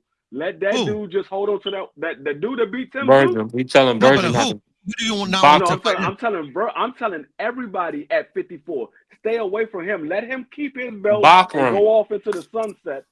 Just act like that belt is not even there. Worry about those other that, bro. They do that already, bro. Get in there, Virgil. That dude is a problem. Man, go fight them niggas, man. What are you talking about? Go fight them niggas. They do that already. Help that man feed his family free. Hey, he can feed his family. Let him go fight them other dudes. Don't. Y'all better. All right, go ahead. Go. Thank you. Go ahead over there. Since BVO has right now, I say it for y'all. I say it for him. Bachram beat Tim Tszyu to death. Go ahead. Go ahead fight that dude. Bud don't even want to be undisputed at 154. Y'all see them looking like Tim Tszyu looking at the referee asking why you ain't stopped the fight sooner. You gonna understand why? Hey, y'all saying Bud was ready to bury Tim Tszyu, right? Yeah. Where is he at with Bachram? He going to 168. He said nah. That's a dream deferred right there. That man ain't moving no damn. That man ain't running from no damn Bachram. Shit. Yeah, I mean that ain't no money. I mean, there ain't no money fight for him, Dub. So you know what I'm saying. We'll move on, but I don't think he'll fight Bachram. I mean, just off the strip. Now. Let me say this: if Bud had to fight him, if it was like a two belt type of thing, I think Bud would fight Bachram. But you talking like the man ducking? Yeah, I think Bud. That man ain't no reason for him to fight him. And when you got Canelo on the table, why would you even like Bachram? Ain't even that. No. That ain't even a thought. Bachram definitely might. Go ahead, drop your belt. Drop your belt. Then at 154, let somebody else touch it. Bachram definitely might be the one that spoiled the apple cart. He definitely might be the one that spoiled the apple cart. No question. That dude punched different. Yeah. Like I said. So who y'all got? Y'all got Bachram or y'all got Virgil then? I got Bachram beating Virgil. Yeah, I'm gonna say because it's gonna be a firefight. It's gonna be I'm rooting for Virgil, but Bachram is really good. So I'm gonna say 50-50. I'm gonna put it this way: I don't think Virgil has the punching power that he had at 47. So when Virgil wants to fight with Bachram, I think Virgil gets stopped. Hey, free. Hey, y'all. Free. I don't think they realizing how big Bachram is as a fighter at that weight class. No, that man's supposed to be at 160, 168. Yeah, he ain't supposed to be at 54. He's not supposed to be there. He towered over Tim Tszyu. He made Tim Tszyu look like a little guy. He ain't supposed to be at 54. That man's supposed to be at 160 or 168. He's a big dude, and he's a strong dude at that. That's he did beat like Tim having Zuda. We gotta Arthur remember that. Paterno. That's like having Arthur at 154. That's what he punched like. Yeah. That's literally the only guy he beat. Did you see the Tim first Tszyu. punch that he hit? That he hit Tim Tszyu? The Man. first punch that he hit Tim Tszyu. Tim Tszyu looked at him like 3 times. He was like, "This dude hit hard." He was like, "Man, this dude hit hard." Tim Tszyu was scared to go back in there. I was able to live bet that Was fight. he? I made money on that one. So what y'all telling me is at this current moment in time, Bachram is the best name at 54. No, I'm saying no. I'm saying Battram is the most dangerous man at 154. Who the best name at 54 right now? Bud is Bud he ain't at 54. Bud fighting Canelo. all right, so best name. I don't know who's the best. I say Battram I is the do. most dangerous. I do. You talking about best fighter or big name? Best fighter. Best fighter. That's easy. Answer the question. I don't Go ahead know. and say who you think. Jermell Bill? fucking Charlo. You out of order. How am I out of order? Ain't no It 154 might- pounder hey, beat him That in a long time. man ain't fighting. Is he still fighting at 54? If We don't know that yet. If Bud is not at 54, because Bud is he's going to 68. He weighed in at 186. He's at 68. He's not at Yeah, he 54 is. no more. Yeah, he is. So Bud not at 54. I might have to say Battram is the best man at 54. I might have to say that. I ain't picking nobody to beat him right now. Hey, free is Charlo is Charlo at 54 free? I mean, come on. Charlo hasn't came back yet. I don't know. He hasn't came back yet. Yeah, because I then don't you know- can throw in I don't Spence know too, what but he weight ain't far coming there back either. at. No, Yeah, He's you don't know. He's supposed to come 154. back. I don't know what weight Right, he's coming right. back at. I don't know either. But until we know that, I mean, there's only one true king there, and that's the undisputed champion. There is no undisputed champion there. That was funny. Yeah, he dropped all his belts. There Oh, is he no didn't drop him. He undisputed got champion. stripped. Yeah, he got stripped. I so mean, he he's took not a bag. undisputed. You know, he took a bag. I mean, it is what it is. He did No, what he did. and that's cool. That's cool. I get that. But like, until somebody beats him or he says, "Okay, I'm no longer 154, bro." I mean, I'm not gonna crown nobody else. Well, somebody had beat him. He just happened to beat him back. Somebody did beat him. He's No, not undefeated. I understand that. I understand it. So I'm like I said, until he comes back and he's fighting at 54. I mean, he for one, he's not the undisputed champion anymore. For two, I have to see what weight he's come back, and I have to see what he looks like when he come back, because this man hasn't fought since he fought Canelo, and that's going on 2 years now. Did Jamel retire Brian Castano? I see where you're coming from. I think so. Because Look, he I'm never Mel. fought since then. He hasn't fought since then. No, he hasn't. I think so. That was a brutal punch. I thought Castano was gonna bounce back though. He just seemed like a tough dude. He's a tough dude. Yeah, Battram was Charlo's IBF mandatory. Well, they was going to call it after Tim Tszyu, because Tim Tszyu was next in line to be called the mandatory, and then it was going to be Battram. So I'm not going to say that I'm not going to say that he ducked him. I'm not going to say that Charlo ducked him, because they never called him as the IBF mandatory. It was going to be Tim Tszyu first, because Tim Tszyu was waiting for the WBO, and then they was going to call Battram for the IBF. And the Tim Tszyu fight was made with Jermell. It was made, signed, sealed, delivered. That's what I'm saying. They called Tim Tszyu as a mandatory, but Jamel went to go fight Canelo. They called him as the mandatory. That's why I said I'm not going to say that he ducked Battram, because Tim Tszyu fight was next, and then it would have been the winner of that fight would have had to fight. Well, yeah, the winner of that fight would have had to fight Battram. So I'm not going to say that he ducked him. He took step aside, so that's on him. Who? Bachram took step aside for what? For the he took step aside for a few times, because they wanted to make undisputed, and I think for the Canelo as well. Well, he didn't take step aside for the Canelo fight. He took step aside for the undisputed. For the Jermell. Yeah, he took step aside for the undisputed fight, not for the Canelo fight, because when Jamel moved up to 68, that wasn't a step aside, because he wasn't fighting anybody else at that weight class. The only way you pay step aside is if you fighting somebody else at that weight class. He's not at that weight class. He was fighting at 68, so he didn't take step aside for that. Well, but he still had his belts until they announced him because they made that ruling when they announced him as the undisputed. I said they were going to drop him, so he had to take a step aside. Who you want to see Jamel come back and fight, bro? Who, me? Yeah, who you think he should come back and fight? And do you think Well, it should there's be a at rumor 160? that he's going to fight Jesus Ramos. So if that rumor is true, that's the one I want to see. We don't believe it. Jesus back in action. He got a new date already, don't he? Oh, he does. I hope it's against Jamel. That'd be dope. Nah, we we don't would know if believe Jamel it. was back. We don't believe it. Listen. I saw Jamel training the other day. He Wait a dropped the minute. video. Wait a minute. We done watched the Charlos sit here and lie and lie and lie. Lie Not about fighting- what? Now you out of order, Dub. Now you out of Now order. you out of order. No, we watch. See, the we tables watch. are turned we when you watch. can't block We nobody. only watch Dub, one Dub, Charlo block You time. like, hey, you like that? You'll be in the damn background right now. Yeah, You exactly. Right. Tables You'll are be in the turned. damn You gotta background. be. You Shout gotta out to be BVO, correct, a real dog. one. You gotta be correct. We only watch one Charlo lie. Jamel never lied. That's true. Jamel. I agree with that. I do. Yeah, agree. I Jamel don't think never lied. Jamal never. I don't think Jamal lied in either. But I mean, it's obviously disappointing. No. Jamal did lie. About He- what? Multiple times. The man said, 160 is my weight class. I want to bring Golovkin. I want to bring Canelo. And He the tried man, to fight Golovkin. the man ain't unified nothing. The man ain't He tried to unified fight nothing. Golovkin, by the way. Has the Tried to man fight Golovkin. unified? Piro, has the man Yes, sir. unified?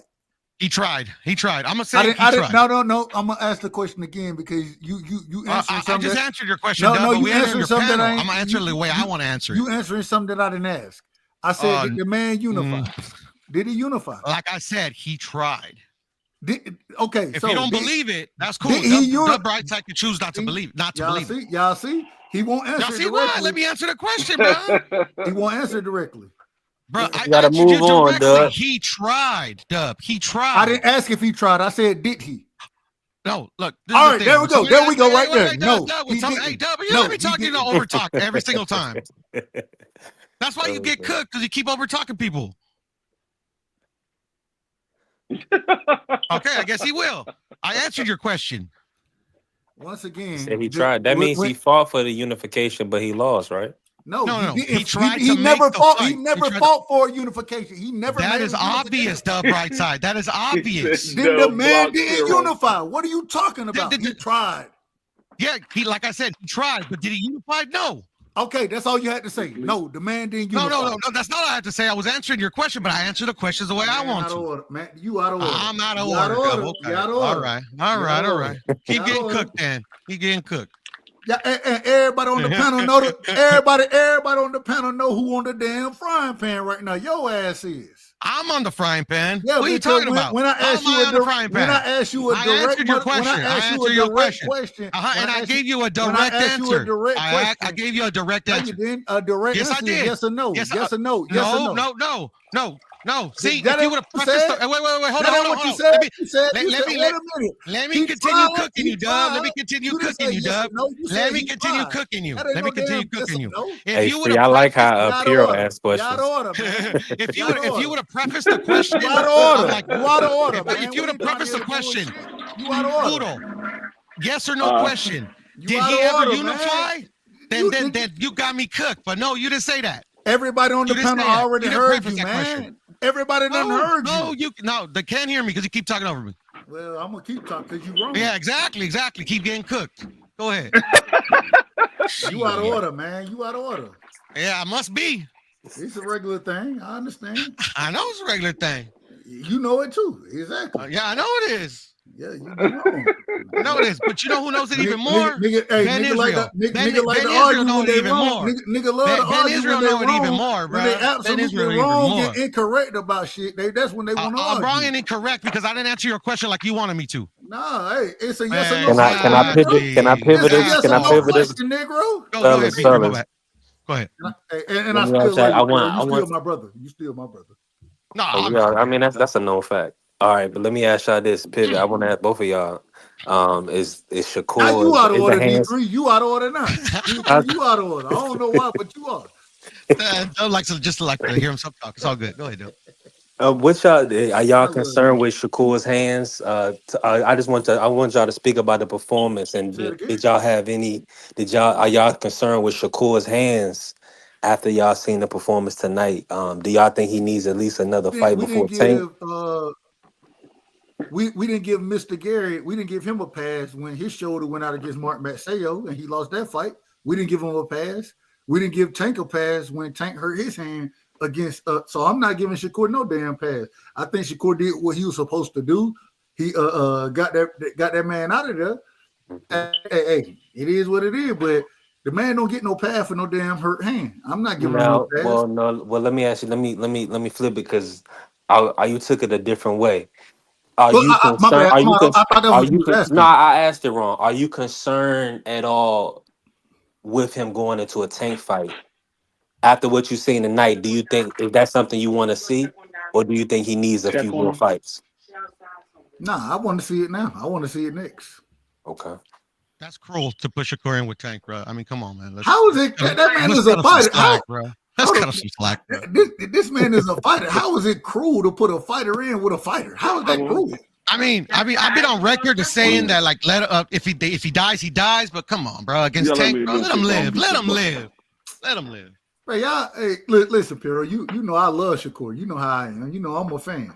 I'm a fan of all these fighters, to be quite honest. But at the same time, I want to see. Hey, if they get their ass whooped, they get their ass whooped. That don't mean they ain't gonna be a fan of it. But shit, I want to see the best fight the best. I don't give a damn. I don't give a damn if you get your. I mean, all jokes aside, Tank will hurt that dude. But hey, yeah, I'm a dub, man. Let him die. Hey, if Tank hurt him, Tank hurt him. Y'all know the risk in the damn ring. Y'all know the risk.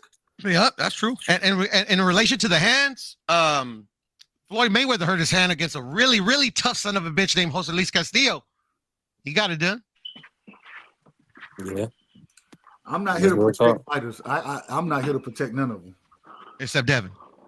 Man, put that nigga in the ring with the best of them. What you talking about? I ain't here to protect that man. I know you don't protect him as much as you used to, bro. It sucks though, because like I used to laugh. What? You ain't never heard. I've been clamoring for Devin to fight Tank for years since you done known me. Uh-huh. How am I protecting him? Well, I ain't trying to protect that man.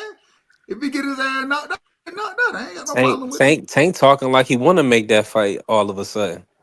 In the interview, it sounded good, didn't it? Yeah, it sounds good. It sounds good. That's all I'll say. Well, I'm a Tank fan. I'm a Tank super fan, but it sounds good. I hope he make it. I want to see him make it. In my opinion, and I was telling Free this, I know this sound crazy because Pac-Man been out the ring for 4 years. If Tank gonna move up, he might as well fight a Hall of Famer in Pac-Man. You out of order. And then after, and then Devin. I told him he was tripping. You out of order, man. You hold on. Wait a minute, B3. You out of order, man. Ain't no damn. Danny literally just signed to do a reality show, so he ain't fighting. Hey, BBO. Oh, there you go. All right, what's going on, Thomas Hill? I've been back here listening to a whole lot of nonsense, bro. Mr. Chairman, they out of order tonight. I know you didn't like that last one, T here. I love it, bro. Let me say like this. the Pac-Man fight? The Pac-Man fight. Oh, Mr. Chairman, they out of order, Mr. Chairman. They out of order.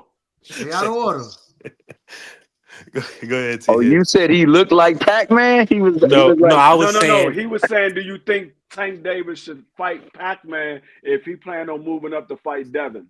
Mr. Chairman, don't answer it. They out of order. They're acclimated to high weight class. They out of order, Mr. Chairman. I know they out of order, but let me put some order back to it. I don't think Pac-Man should get in the ring with no sanctioned fighter, just like maybe Mike Tyson shouldn't have got a sanctioned bout too, especially after he was pulling back on punches. But that being the case, hell nah, he shouldn't get in the ring with no Pac-Man. I wouldn't want to see it. Now, Mayweather, I might like to see that. Oh, why y'all doing the black man? I might like to see that. Oh, because I still believe Mayweather. Man, I still believe Mayweather in his advanced years is better than like 85% of these fighters that's fighting right now. I really do. Pac-Man, I don't believe that. I believe Pac-Man went up and down and way too much. He been in office, been kicked out of office, been out there slanging Kool-Aid because, something happened with his taxes and things like that. My man ain't ring ready. And I mean, we know Mayweather walk around ring ready, so he might give us a couple of rounds that's entertaining. But I gotta cut you off really quick, bro, because this is blasphemy right now. Y'all know Tank would hurt. The chairman is out of order. I'm just He would. He joking, would. bro. I don't want to Okay. see him with none of them, He dog. would hurt Floyd in a You came bad with way. Pac-Man. I'm like, how the hell we get to Pac-Man, dog? I Because didn't even I know. know for one, I know Pac-Man will take paydays, and the only reason I'm bringing up Pac-Man is because Tank lost out on his Hall of Famer, Lomachenko. So it'd be nice if he is gonna move up. I think So I know so he's gonna win a Hall of Famer. so you guys are reserved to the fact that Loma's done. Loma's done. He's not fighting no more. If Where's he not gonna security fight at? Tank, he's done because everybody know he ducked Tank, so nobody want to see him. He know Tank that. I would figure. Tank just I said would. he did duck him. He did. But He Tank is ducked him. He respectful. ducked him. Man, listen, and I know I get on Tank because Okay. of the competitiveness. Tank is one of the most respectable, humble guys. He jokes and stuff and he trolls, but he's not. And you know, of course, he gonna cuss and stuff. You know, we all human. But he showed Loma a level of respect because he could have carried Loma. Let's keep it a fact. He could have carried him, but he decided not to. But I mean, we all can say why he did that and why he don't. But you gonna have a certain level of respect for your elders. You know what I'm I don't saying? know, Loma's but an old man. if he doesn't retire, then that means he's going to be fighting either Keyshawn or And who do else it. got the belt right? Ain't no money Yeah, in it. I it's just don't think Keyshawn. I don't think he's gonna fight Keyshawn. I mean, there's no need for him to fight Keyshawn. It really isn't. He's gotten control of 2 belts. Hold They on, trying to get. No, what I'm hold saying on, is B3, real quick. it's no need for him to fight Keyshawn because the money is not there for him to fight Keyshawn. The money is there for him to fight Tank. Money. At this point right now, if he fight Keyshawn, he probably lose. Yeah. You think so? Probably lose. So Hey, B3, if you're gonna lose, you want to lose getting money. To heal tough. Did Hey. Tank duck Lomachenko? When For me?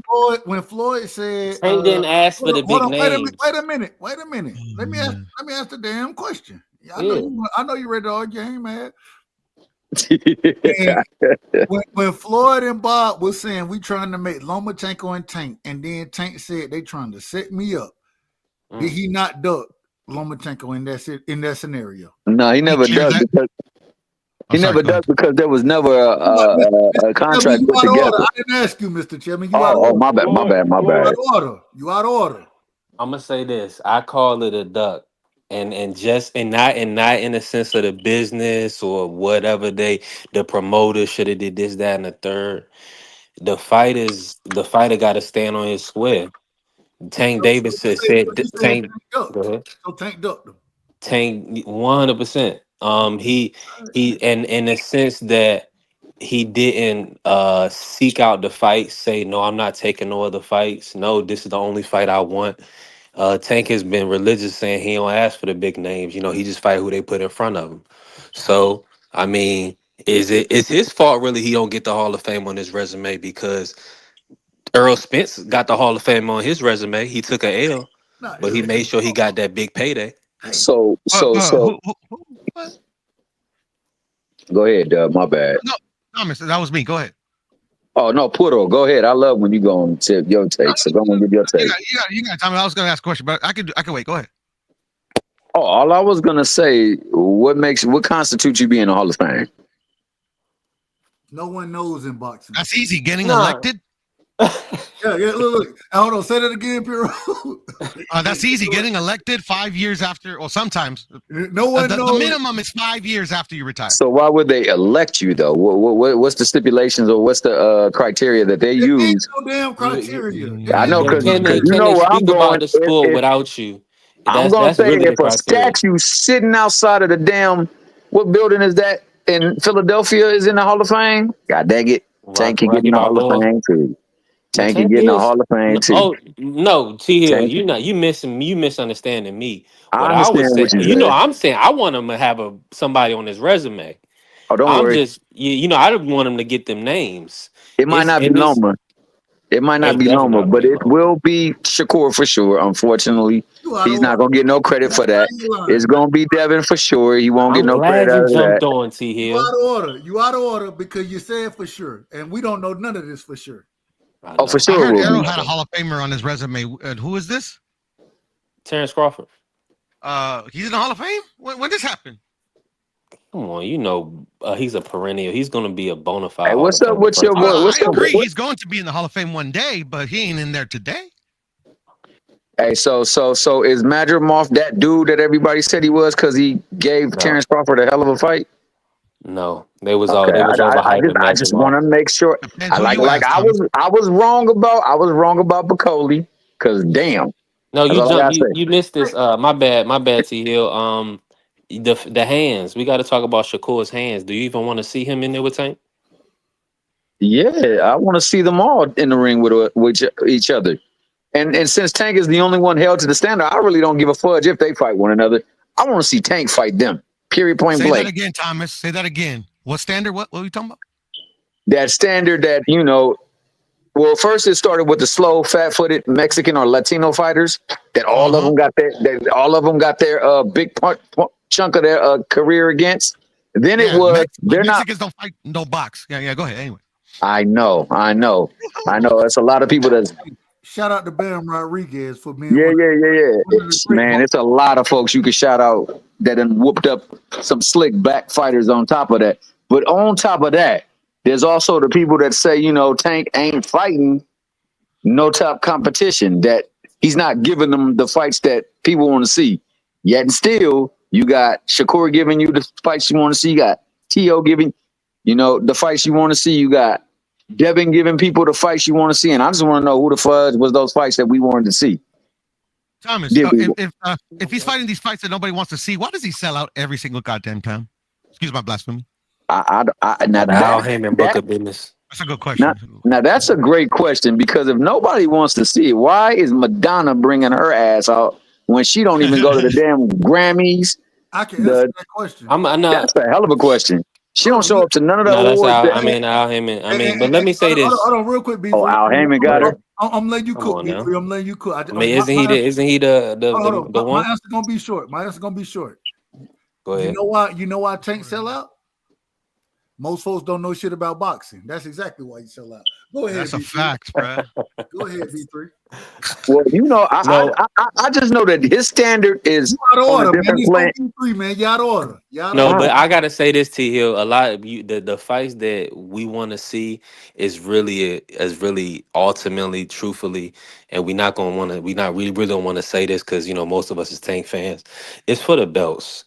It's that signifies you being the top dog, the number one in the division. So the fights that Devin took, that's the fights that T.O. took. Those are the fights we wanted to see Tank take, because that was supposed to be for the number one in the division.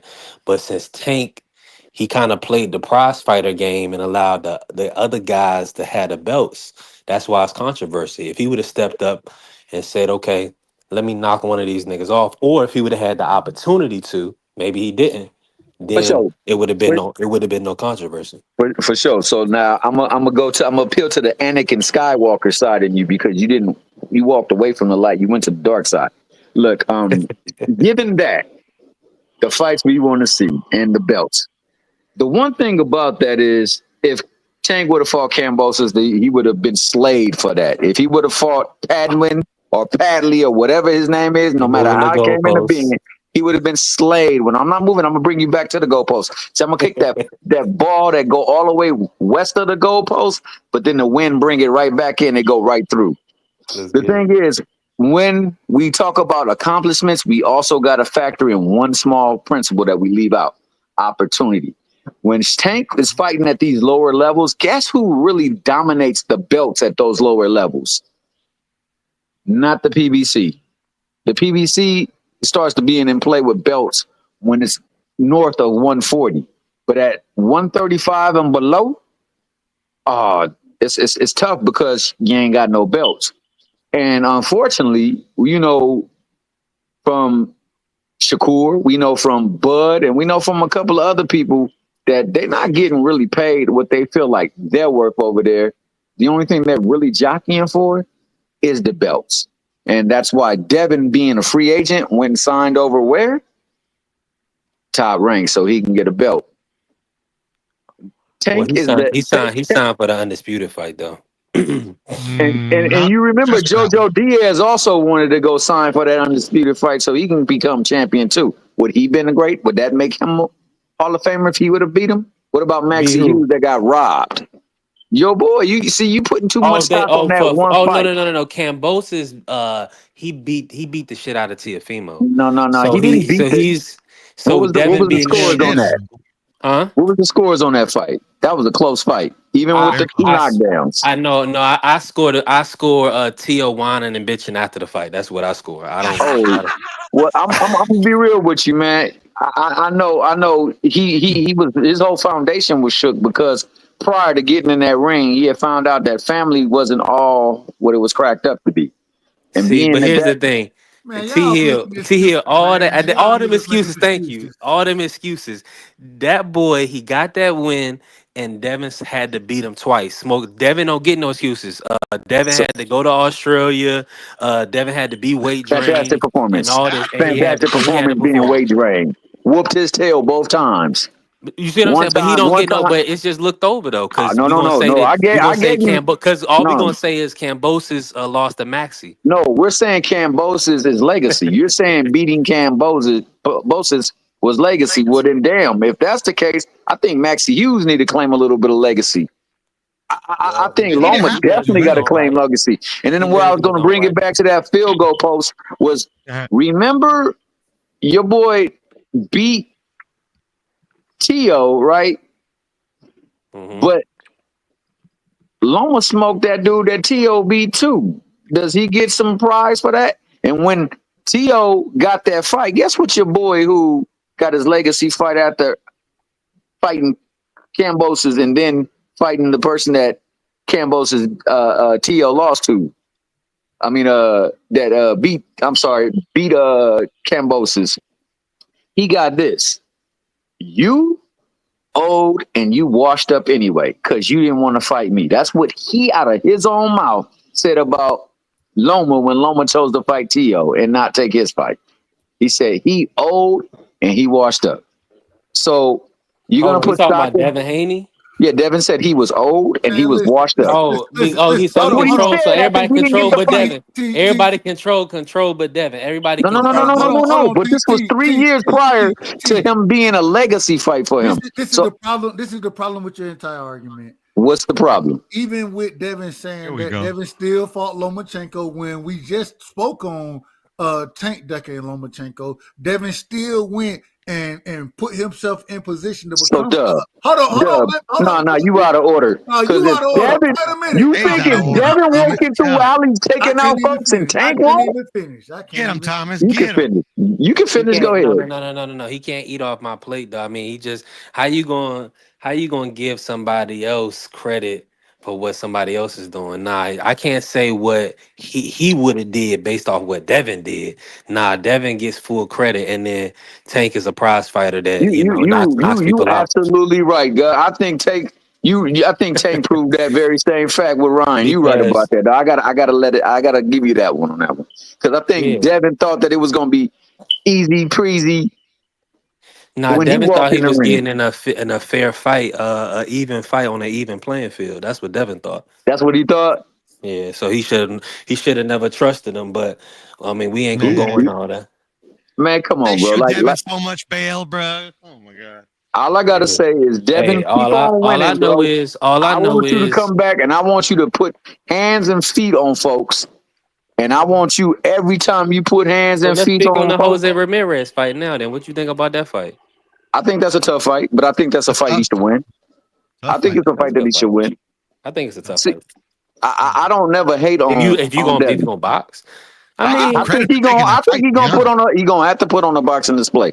I don't think he want to get in there and exchange no more. He gonna use what is best for him, and that's his leverage and that's his outside game. I think he's gonna stay on the outside and he's gonna move around and he's gonna work on tightening up the areas that wasn't so tight in his last fight. And I think that he's gonna get him up. And well, not get him up out of there, but he's going to win the fight. I'm hoping he wins the fight. This is Devin's toughest fight other than Loma, to be honest. I would say that. Yeah, I mean, man, I'm gonna be possibly, but I don't like. There's no possibly disrespecting JoJo though. I don't like how guys don't. I think JoJo. I mean, his career kind of faded. You know, he took a lot of fights. You know, he was just making money with Golden Boy, so he's just fighting. But at the time, only having one loss when Devin fought him We ain't gonna act like JoJo wasn't really like Hey, nice like Floyd, that. how Nice. many fights did he have at JoJo. 135 before he fought Devin? It might have been his one. Let me see. Let me look it So he up. had one fight at If that, 135. if Well, that, you ask know they Dub go. what I You think know, about JoJo though. hold Ask on, Dub. You know the WBC gonna rank their guys. You know JoJo, Ryan. You know that's the WBC. Come on now. I When did JoJo understand. I'm just become? saying. When did JoJo become WBC's guy? Stop it. Stop the same, but well before they didn't check Ryan weight and let him come in 16 pounds overweight the week of the Oh, fight. your boy betted on that. He Wait, betted wait, on wait, that. wait, wait. Remember, he was What making a does he joke have about to that. do with the WBC doing their job when Ryan's supposed to be fighting for a 140-pound world That's not the title? Why don't WBC's they got job. why don't they got his weight? Why don't they got his weight in order? Don't they can't they institute weight checks? Oh, so WBC ain't never had no weight check? I'm gonna be quite honest. I'm gonna be quite. Hold on, real quick, Piro. I'm gonna be quite honest. Job, and they didn't allow Ryan to fight for the title. Hold on, I'm gonna Yeah, be after he very. missed Hold weight. on, Where real was it quick. Hold on, hold on. We got Where my was man that Dub. 2 We weeks got my man before? Mr. It's the commission's Respectfully. job to control the weight. I'm gonna be very honest about that It's the situation. WBC's title though. B3. Yeah, I know. That's why it wasn't a title fight. I understand that, but it became a non-title fight when he missed weight. I'm Exactly. talking about why is this boy 16 pounds overweight and you know he ain't gonna make weight? Why haven't y'all checked this boy's weight? He's fighting for the That's not title. He's signing not for the his type of job. the title too. It is Mauricio's job. It's his No, it's sanctioned not. It's the fight. commission's job. He's It's the commission. bro. It's The a commission. sanctioning body. It's No. Mauricio's belt. What I'm telling you Yeah, is he don't. but He didn't give a damn. that doesn't fall under their jurisdiction. Their jurisdiction is literally just the title. And once he missed weight, he couldn't win the title anymore. That's it. It's over.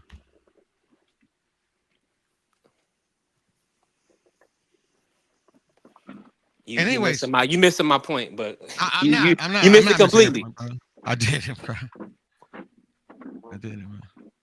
Why is it? Why have they not checked his weight prior to the week of the fight? I don't know. You could enlighten me about that. Why didn't they? They clearly did, and the reason we know that No, they did, didn't because hold they on, didn't hold on, tell their wait a hold on. minute. They didn't because Hold on, they Dub. didn't tell their champion not to have to make weight. Oh, Devin Haney, this brother, this malcontent that you fighting, he's not gonna make the weight, so you don't have to cut all the way down to 140. It ain't gonna be no title fight. No, they did it because they was under the But they wasn't auspices he checking was a his weight, C-level right? fighter.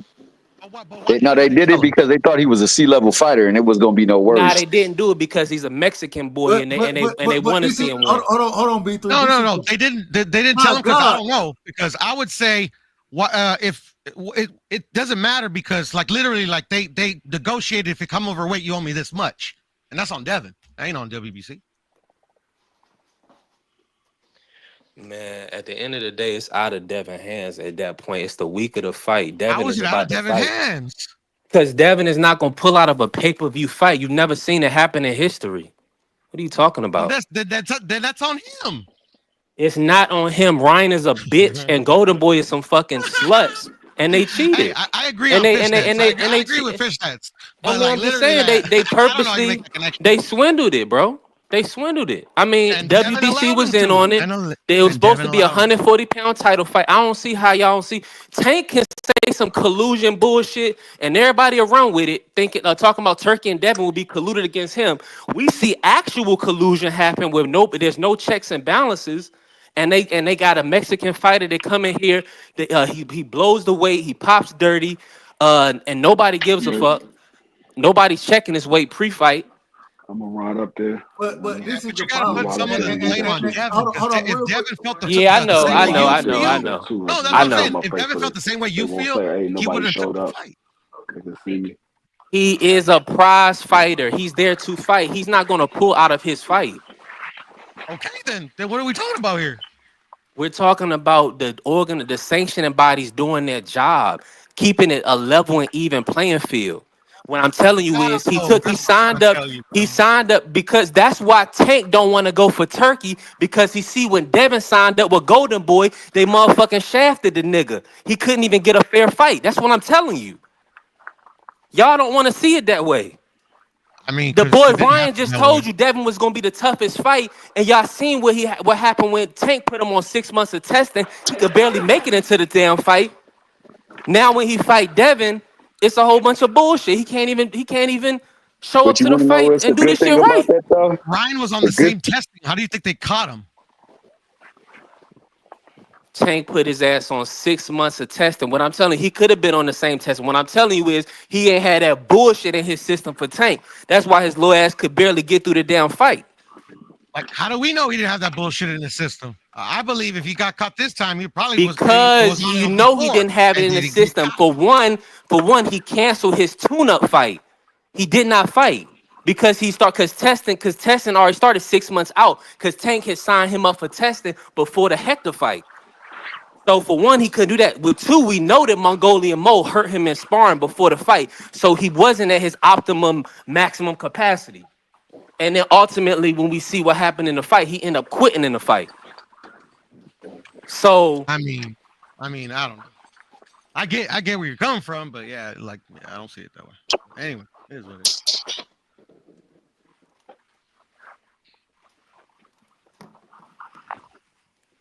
What happened? I don't know. Dub, he got mad because we weren't letting him like block us, and D-Free, I think he stepped away for a little bit, and Tommy's probably got something to do. hey T Hill, you still with me? I'm still here. I'm just Let me waiting ask for you. you to simmer down. I know whenever it become a topic where I don't like Devin talking and about Devin. I like talking about other shit. Devin and that No, I Devin can is talk tough. about whatever, man, and I respect your Because I take just on it, feel bro. like What you believe, I that's feel what you like believe, that brother. boy got. I just feel like that boy got a raw deal, and like everybody sees it a different way. I'm he got like, everything taken Yeah, off. I feel you. He got I feel you. everything taken off. Your boy Ryan got punished. My man got to redeem himself in the ring against Ramirez, and then he said he gonna run it back and he gonna whoop Ryan tail. Now, if all of that what you said is true, we should be seeing him back in the ring with Ryan whooping his tail, and then we'll say, "Yep, you know what? That nano bit of Osterin was the difference between him and the first fight because the Negro wasn't in the shape." He didn't have no condition, no stamina, and that's why that fight was close with him knocking him down 6 times. yeah. The fight was close to be. I thought Devin won. I thought Devin won a good chunk of rounds, but Was I some good mean, rounds. Yeah, Devin won most of the rounds. but it I don't was think he won just most of them though. I ain't the gonna lie. the power Go ahead. difference. It was the power deficit. I mean, because he couldn't hurt Ryan. So if it like you're saying, if it's gonna be the same in the next fight, it's gonna be the Yeah. same outcome. He gonna have to be able to hurt Ryan. Now, did the banned substances and Ryan missing weight, did that play a factor in Ryan being able to take Devin's shot? Maybe, I don't know. So we'll just have All to I know, see. if Ryan beats him worse and he doesn't pop for anything, bro. I mean, like, what are people gonna say? I mean, like, I don't, because all that shit still applies. Like, They're gonna just say Ryan ruined them the first time. I mean, but that's the thing, bro. It's just, and then it's all fishy. Like, literally, like the commission should have never suspended him for what they suspended him for. And well, Devin should have. And if it's true, if all of it is true, Devin should have never let the commission get away with it. But that's what I don't like. Is that but what nobody I'm saying is, consistent on that end. it's like you. When people say that they don't got the complexion for the protection, bro, they're not trying to be racial. They telling you factual stuff. Like Bill and Devin are literally trying to muscle their way through boxing. You know what I'm saying? Through these sanctioning bodies, through these promotions and stuff. You see how Floyd and them think it's a competition between Floyd and Bill with Devin and Tank. So Bill and Devin are low key working at a deficit, and then they're moving through sheerly off the grace of Devin's work ethic and skill set. You see what I'm saying? And the fact that Ryan, he got one over on Devin, is he got to build back. So as we can see, he on the undercard. He didn't get one over. That fight didn't count. And y'all still got paid. He still got his undefeated record intact. And on top of that, he got a way to get back in the ring and whoop his tail. I think it's. Let me say I this. Let think me ask you this to you. He beats Ryan. Who is his next fight? next fight. I think it's whoever he wants it to be. A trilogy. To be honest.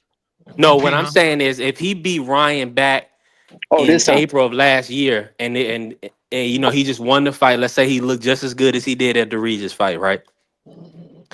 Who would he fight after that? You thinking he gonna fight Tank after that?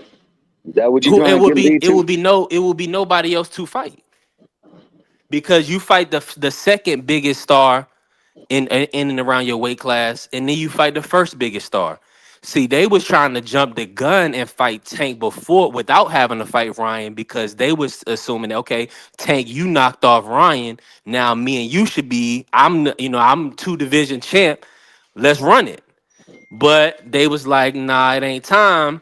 So ultimately, Devin had to, he run into that Ryan buzzsaw. So given the history, given the fact that he's undefeated, and given the fact that he's been speaking on Tank's name, all he got to do is go out there and style on folks.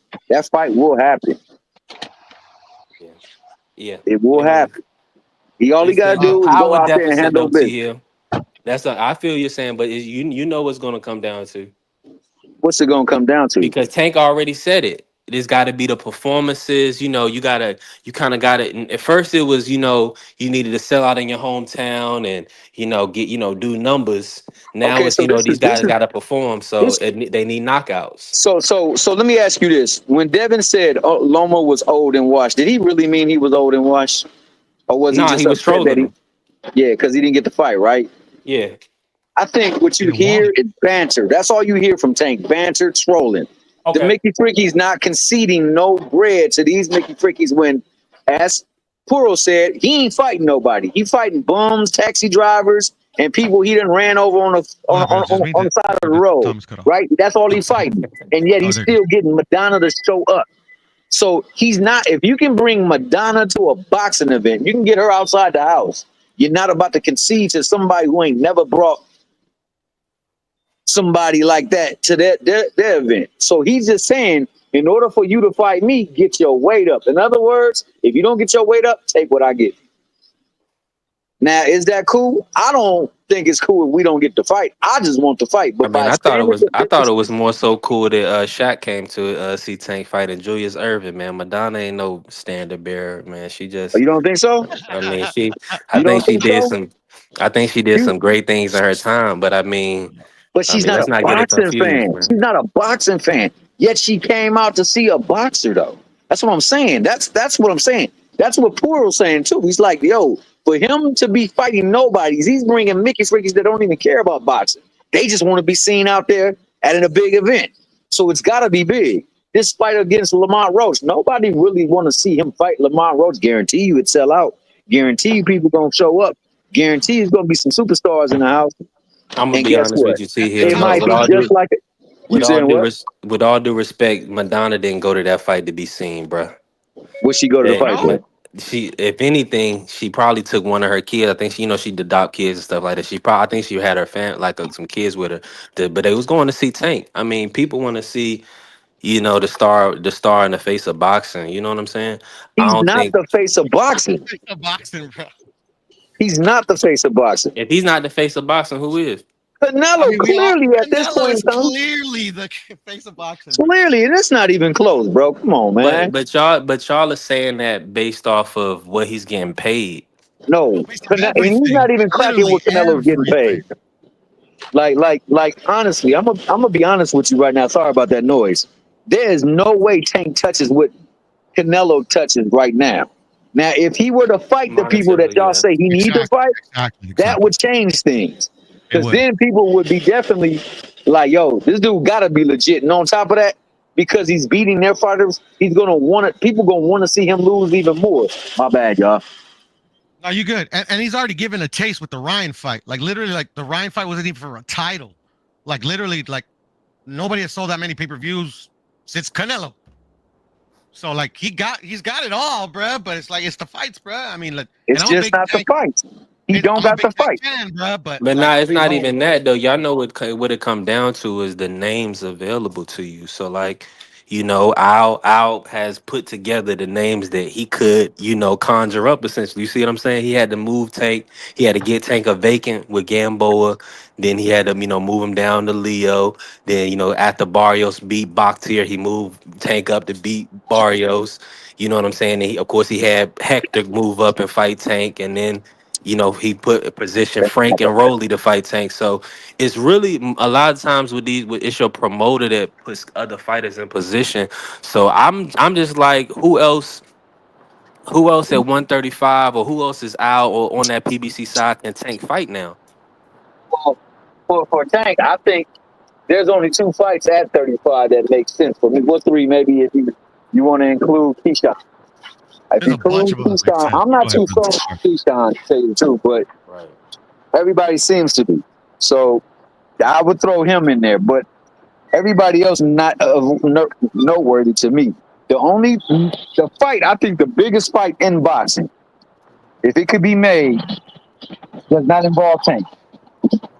To me, the biggest fight in boxing involves Canelo and Benavidez. If they were to fight, that's cap. That would be the hugest fight that we would get. Period. Point blank. Nah. That's how you know, and it's not because they're coming to see Benavidez. They're coming to see Canelo lose, or they coming to see Canelo win, or they coming because it's Canelo. But Benavidez wants us to think that, but that shit, it's not the biggest fight in boxing. Right. And don't get me wrong, like literally, like I do think I think there's a lot of disingenuous people that say they want to watch that fight, but I do think there's a lot of people that want to watch that fight. That's just because Canelo. Everybody wanted Canelo to fight everybody, and that's cool. That's what it's supposed to be. Heavy is the head that wear the crown, right? But the biggest fight that can be made is about to get made if Canelo beats Skull, and that's the one with Bud. You said Canelo beating Skull? Yeah. No. I said if Canelo beats Skull. Like the biggest fight's about to get made, and that's Canelo and Bud. Oh, Canelo and Benavidez, without question. Canelo and Bud. Without question, that's the biggest fight. Period. Canelo and Bud. Benavidez is still building his star. T Hill, Bud is green print. I'm a Tank fan, but I'm a boxing fan, and I know in boxing that the biggest fight that we can see at this period in time will be Canelo versus Benavidez. And I'm hoping, just like I'm hoping with all these other fighters with Tank, that they continue to win, because I don't want nobody to stick the field on them. Devaluing there. Take it, devaluing that, or whatever the case may be, because I believe you can fight and lose and still be a great fighter. I don't believe that when you lose, you're not a great fighter. Unfortunately, that's a hell of a fact. No, it's a fact, bro. I mean, bro. But unfortunately, we're in the time. To me, the biggest fights that can be made are the ones where like people actually think a guy has a legitimate chance to win, like, and that comes with like literally has to be like literally like like you start seeing progression from a fighter, bro. Like Benavidez, everybody gives him a chance to be Canelo because he's big, but it's already been disproven time and time over again, man. Just because you big, tall, longer reach don't mean nothing, bruh. If that were true, Canelo would have lost every single fight that he's taken at 160 and 168 and 175. Shit, Roberto Duran would have never won. What y'all think about Bud moving around at 168? What do you mean moving around? Like, what y'all think about him fighting and moving around at 168? Y'all think he's gonna be able to hold the weight, or is that gonna be too much? Oh, like the Canelo fight, yeah. To me, obviously, they say the weight classes happen for a reason, but also it's not impossible, right? The thing that Bud has going for him is that he is what they say is he's really good. The only thing is that every fighter that's had success when they're smaller, that moved up to a weight where they're not supposed to be, but they have success is they do it in increments.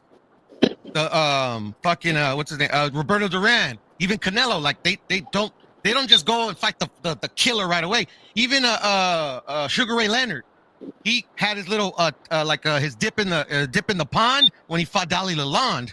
Way before he fought Marvin Hagler. Like Crawford's trying to do something that's I can't remember ever being done ever. I don't even think Hammer and Hank did that shit.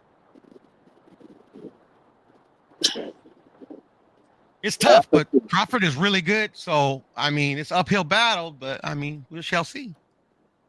You And said that's what you makes a said big Sugar Ray fight, Leonard Thomas. fought Donnie Lalonde before he fought Hagler? Yeah, everybody knows No, this. he didn't. No, he didn't. He fought Was that Hagler after or first. before? No, that was before. He fought Shit, I'm Hagler tripping. first. I'm tripping. Are you sure? Yeah. Are you? He fought Donnie Lalonde at light heavyweight. Are you sure? That was, Hold on, that was let a- me back that up was a light- because somebody that made was me a light question that heavyweight again, fight. but I forgot. Let me see. Yeah, when Sugar Ray Leonard fought Hagler, he had just came off a 3-year layoff. He came out of retirement and fought Hagler. He didn't fight nobody before Yeah. Hagler. No, yeah, he was like a 4-year retirement, something like that. Yeah, he came out of a 3-year retirement, and he fought Hagler. Now, he fought Donnie Lalonde after that. That was years later. I might be tripping, but let me see. No, but Okay, but that was Roberto that was Duran- a fight. That was the fight immediately after. Okay, no. Yeah, stand yeah. corrected on that one. Yeah, Yeah, stand corrected. But still, Roberto- Donnie Lalonde was a garbage fighter, is what I'm trying to say too. Yeah, but Roberto Duran had 2 fights at 47 before he fought Leonard. See, my thing is with Bud moving up to 68, I saw what Bud looked like when he moved up to 54. He didn't look like the Bud that we saw at 47. And it didn't look like his power came with them to 54. So now he's moving up to even two divisions higher, and you're fighting the best guy at 168. I don't think he's gonna do well at that weight class. I mean, I ain't gonna say at that weight class. I don't think he's gonna do well against Canelo. I think he'll do well at the beginning of the fight, but once that fight goes on longer, that weight is gonna be dragging him down. He's not used to fighting at 168 pounds. Yeah, he can spar, he can work out and do all that at 68 pounds, but fighting a 12-round fight at 68 pounds, I don't think he's gonna do well. I think he's looking at Canelo like, hey, Canelo, he's a small guy. Yeah, he's up at 68, but he doesn't have the boxing ability that I got. I think he's looking at Canelo as an easy opponent at 68. I don't think he's looking at Canelo like Canelo is Canelo. If you hear Bud talk and you hear his team talk, they looking at Canelo like that's easy work for Bud. That's true. It does come off like that. Yeah. Well, you find out. Shit. But yeah, my whole point is like the degree of difficulty, man, that what Bud's trying to do, it's been done before. It's like that's on wax, but yeah, it's gonna be tough, man. You know. But hey, Yeah. fuck it. I don't think Bud and Canelo is a big fight for one major reason. Bud fans don't buy his fights. His own fans don't buy his fights. I don't know. I'm a Bud fan. I buy it, but I could be the exception. I don't know. You can't tell me that a Bud and Sean Porter fight shouldn't have did more than 150 pay-per-view buys. Yeah, I think it should have. Yeah. It should have definitely did more than 150. He did just as much as Devin and Loma for the first time on pay-per-view. He did just as much as them. Yeah, it's because we got fans like Dub, right side. You know, I'm just playing. I'm fucking with you, Dub. You're my brother. Yeah, Dub, you need to come back, bro. We want you back. He got mad at me, bro. You know, I'm sorry, Dub. I'll let you bully me. Bro. The next big fight is the Junto kid. What y'all think about Junto versus Inoue? Who y'all got? Oh, that's a good fight. That's a good fight. Really good. It's hard to go against in a way, man, but I like what Junto brings to the table.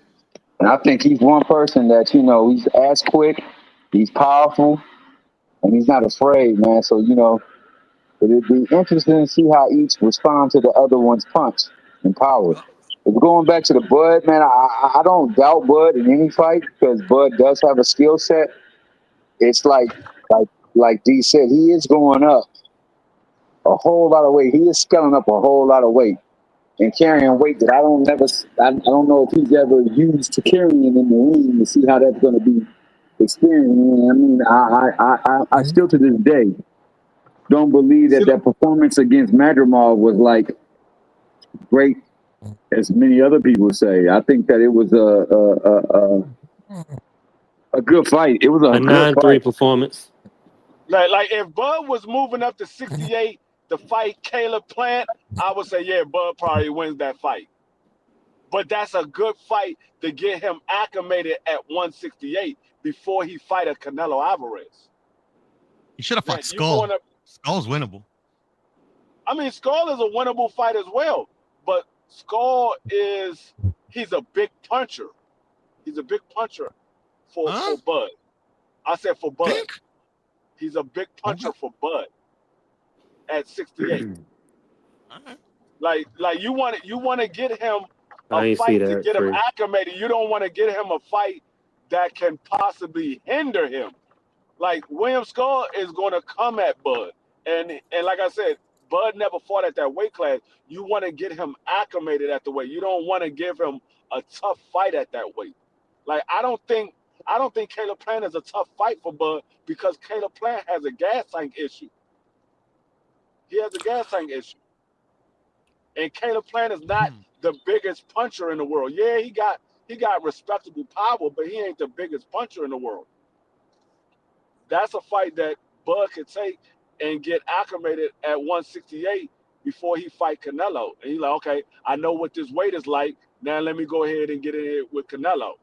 But going in there, going straight at Canelo, I give him the only chance I give him is if he can somehow outpoint Canelo. I don't think he's going to knock Canelo out. He couldn't knock out Magnemov. I don't think he's going to knock out Canelo. Yeah, I don't think he's going to knock him out either. But yeah, fuck it, man. He's going to, Anyway, we'll see. Yeah, I don't know. I mean, I think I'm right there with Thomas Hill. I think the biggest fight in the sport of boxing right now is Canelo Alvarez versus David Benavidez because a lot of the boxing fans want that fight. A lot of the casuals want that fight. I think that's the biggest fight. Like, there's not a lot of people that want Bud versus Canelo. Now, at one time they did, but when they saw what Canelo did to Jamel, they're like, man, I ain't trying to see that. Now, if Jamel wouldn't have went in there and wet the bed and he would have actually made it a good fight, people probably would have been intrigued to see Canelo versus Bud. But because Jamel got in there with Canelo and he basically just went in there not to lose, they're like, man, I'm not trying to see Bud versus Canelo. Yeah, and I mean, and Free, you say that, but I'm gonna be honest with you. I know I feel this way, and I'm sure some other hardcore boxing fans feel this way. I don't want to see Canelo get beat up by no weight bully. You know what I'm saying? I would rather see Benavidez. I would rather see Canelo fight. And I don't want Benavidez to be weight drained at 168 and end up getting clipped because he's cutting from over 200 pounds to fight at 168. So I mean, I just feel like I think the Benavidez fight it was promoted. It don't have to be at 168. Canelo been at 175 twice already in his career. He could go 5 of David Benavidez. He's been there twice. He got one win by a knockout, and he got one loss by unanimous decision. But let's keep it. But Free, I feel what you're saying.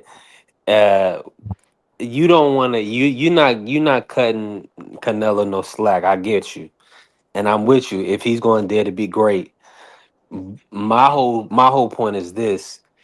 I think Canelo and Crawford is more naturally similar in size, and I think it'd be a more competitive fight. I think with Benavidez speaking about fighting Zurdo at 200 pounds and things of that nature, I think you know, he was looking for an advantage at 168 in these lower weight classes. So I think it's good that he's moving up to fight bigger guys his own size. But I mean, that's just what it is. I mean, in my opinion. He wasn't looking for no advantage. The man moved up from 160 and went to 68. He was at 160. He couldn't make the weight no more. He went to 168. Who, Benavidez? Yeah. And Benavidez is a fat kid, man. This cutting from like 200. Yeah, I don't remember him fighting in the middle, but it's all good. I mean, but we know what time it is. We know he's grown out of the weight class. Yeah. I mean, like I said, Canelo's already talking about going back to 75. He said he want to fight Bivol back at 75 again. So it's not like Canelo don't want to go to 75. He wants to go back there and fight Bivol. So if he wants became the undisputed champion too. Right, but I'm just saying, that was before he was the undisputed champion. That was before he was the undisputed champion. He wanted to go fight Bivol back at 175. So if he wants to fight David Benavidez, he could fight him at 175. That's where he's at now. Dang. So let me ask you this: okay? Of course, Crawford is still the bigger fight.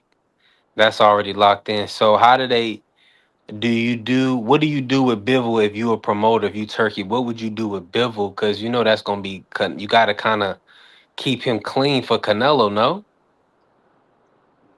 I don't know if he's going to fight Canelo. But what I'm saying, I know because of course he's gonna fight Crawford. But if after Crawford, let's say hypothetically speaking, Canelo beat Crawford, his next biggest fight is Bivol. If Bivol is still undisputed. Yeah, well, Bivol's next biggest fight, if they don't do the rematch, is David Benavidez. Yeah. I mean that's a good fight for Bivol in the interim. Yeah, so but if that's a good fight. I don't think Bivol is worried about Canelo. I don't think he's worried about Canelo. Canelo is more so worried about Bivol. Bivol already beat him. He's like, I already beat him. I'm not worried about him.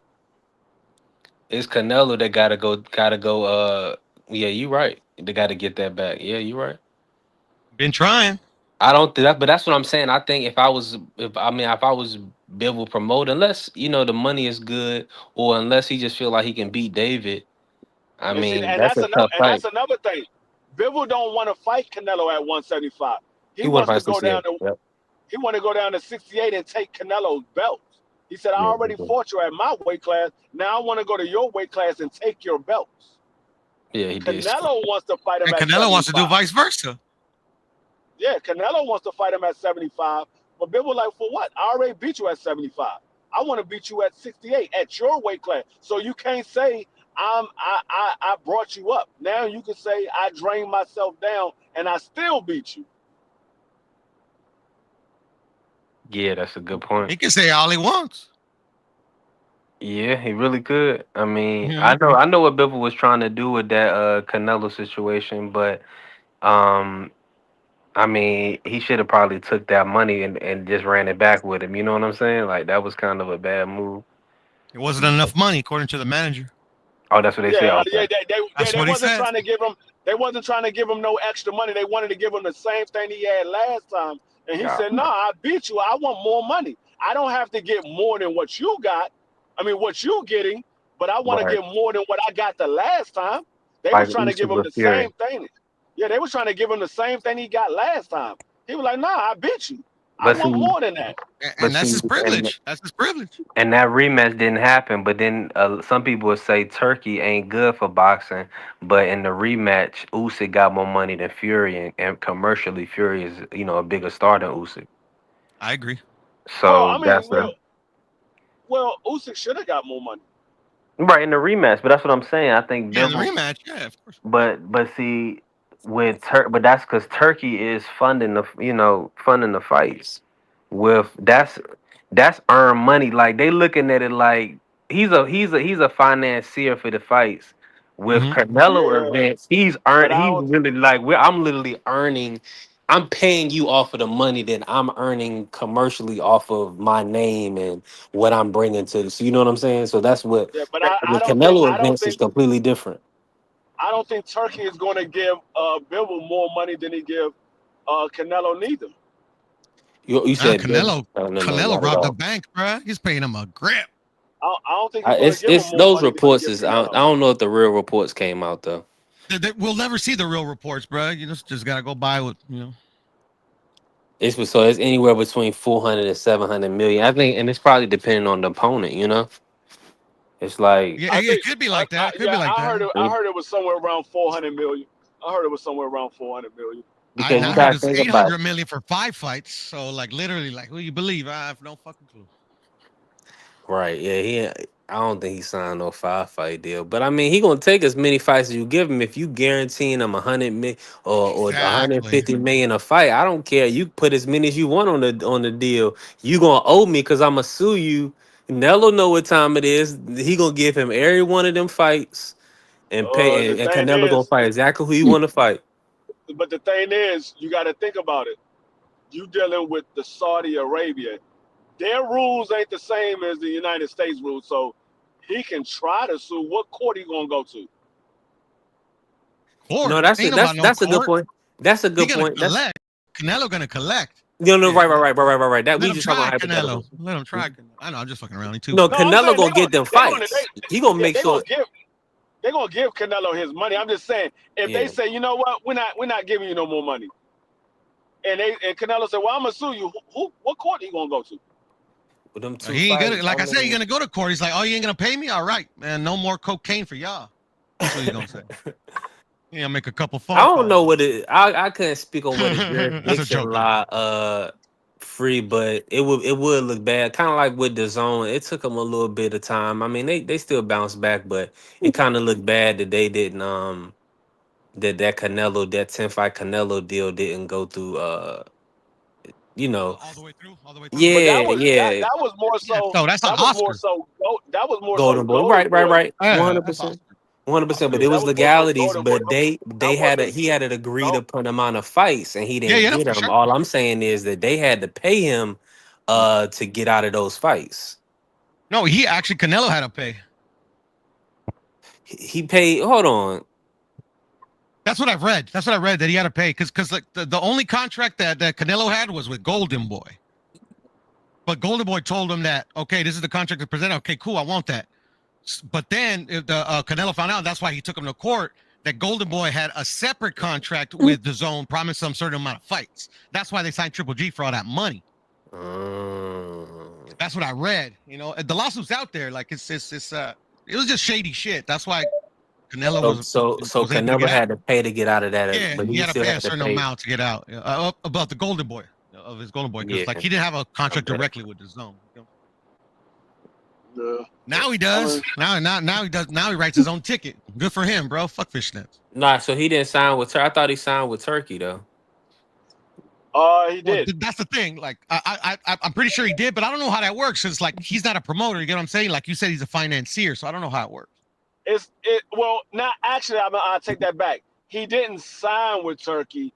I guess Turkey is like his money man. I think D3 might be right on point. Like I don't know. And then Canelo is very like private about that shit. You'll never hear him talk about it.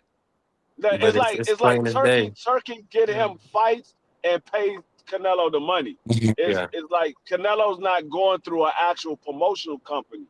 Exactly. Like DAZN or DAZN is going to be putting the fights on their platform. Turkey is going to pay for the promotion and he's going to pay for the fight, but he's not actually signed to a promotional company. That's a fact. He signed to himself though. You know that. He signed to himself. Turkey doesn't have a promotional company. He doesn't have a promotional company, so he's not actually signed to a promotional company. It's similar to what Bud got going on. Bud is not signed to a promotional company. I would say so. He's more so independent. Yeah. So is it like that with Devin? Is it like that with Devin and Ryan too, or because I know Ryan is with Ryan is still on contract. With Golden Boy. Ryan is still on contract. Golden Boy. So his is different. Devin is the same thing. that Yeah, Turkey Devin. is Devin. is putting the money up for Devin fights. Turkey's putting all the money up for Devin fights. So Devin is not signed to Matchroom, Golden Boy, or anybody. He's not signed to anybody. Yeah, Okay. man. Okay, that's That's why all interesting. the That's fighters should be like interesting that. To be how honest. Turkey. That's interesting how he's doing it though, because it's like, and then It's he'll similar. say like Devin is It's his guy, or something like that. I'm like, okay, I what mean, it. I Yeah, don't really If Devin you want to is his think look at it guy about like it, because that. he's easily It's like a accessible. partnership, I think. if Yeah. you think about it, it's similar to what Al Heyman is doing. It's just Al Heyman. You're under the umbrella of PBC, but you're more of a contractor. You're not really signed to a PBC promotion because PBC doesn't have a promotional contract. They No, they use use Tom PGB. Brown. They use Tom Brown. Yeah, Yeah, they use they PGB. use Tom Brown. Yeah, So it's a similar thing. It just yeah, something like that. Yeah, I would PBC agree. has all That these was me, my fighters bad. under their umbrella. I would agree. Yeah, I apologize So with about that. Benavidez, so y'all think Benavidez? I mean, he was out of the fight. Do y'all think he's gonna? Um, what's y'all thoughts on him going out there and hanging out with Turkey? Like, y'all think that's gonna be controversial, or do y'all think that's? I No, mean, Turkey is No, he got Controversial for who? invited. That's called a free Turkey is ticket. putting the fight on for David Benavidez and Canelo. He's doing the fight. oh, I didn't hear that. Okay. Yeah, Yeah, I yeah, yeah. I'm haven't sorry. heard I'm that sorry. either. I'm sorry. Not David Benavidez and Canelo. David Benavidez versus the winner of Bivol and Arthur. He's putting the fight on for that. Okay, Yeah, yeah, I think he did say that's what he wanted to do. But I'm just saying Yeah, that's gonna be that's what he. it's gonna Yeah, be that's what interesting because David I didn't mean to Benavidez say is David and Canelo. Yeah, David it's and for now, that's I I don't mean know. Like I said, I don't know if Arthur and Bivol is going to run it back one last time. But if they don't, then it would be David Benavidez versus Bivol for undisputed light heavyweight. nah, they already shook That's on. I if mean, Al lets them. That's what no, Al they got lets them. Biv already said they running it back because they didn't shake hands. He was something weird. It was like he said we shook hands after the fight, and then he said when we came back across each other again, we got the third fight, so we can't shake hands. So it's like Yeah, so they already know they're gonna fight a third time. Yeah, but they don't run their own careers though. They are actually signed with a promoter. Yeah, but Turkey gonna make it happen. well, I know. he, I mean, Turkey can. Yeah. but Turkey does have the that influence. promoter over the that they're promoter. signed to, both their promoters work with Turkey. Yeah, no. That's what I'm saying. That's what I'm saying. Yeah, Turkey could make it happen in that. It's gonna always have to make sense because think about it like this: who is a good fight for David if they do run it if they do run it back? almost.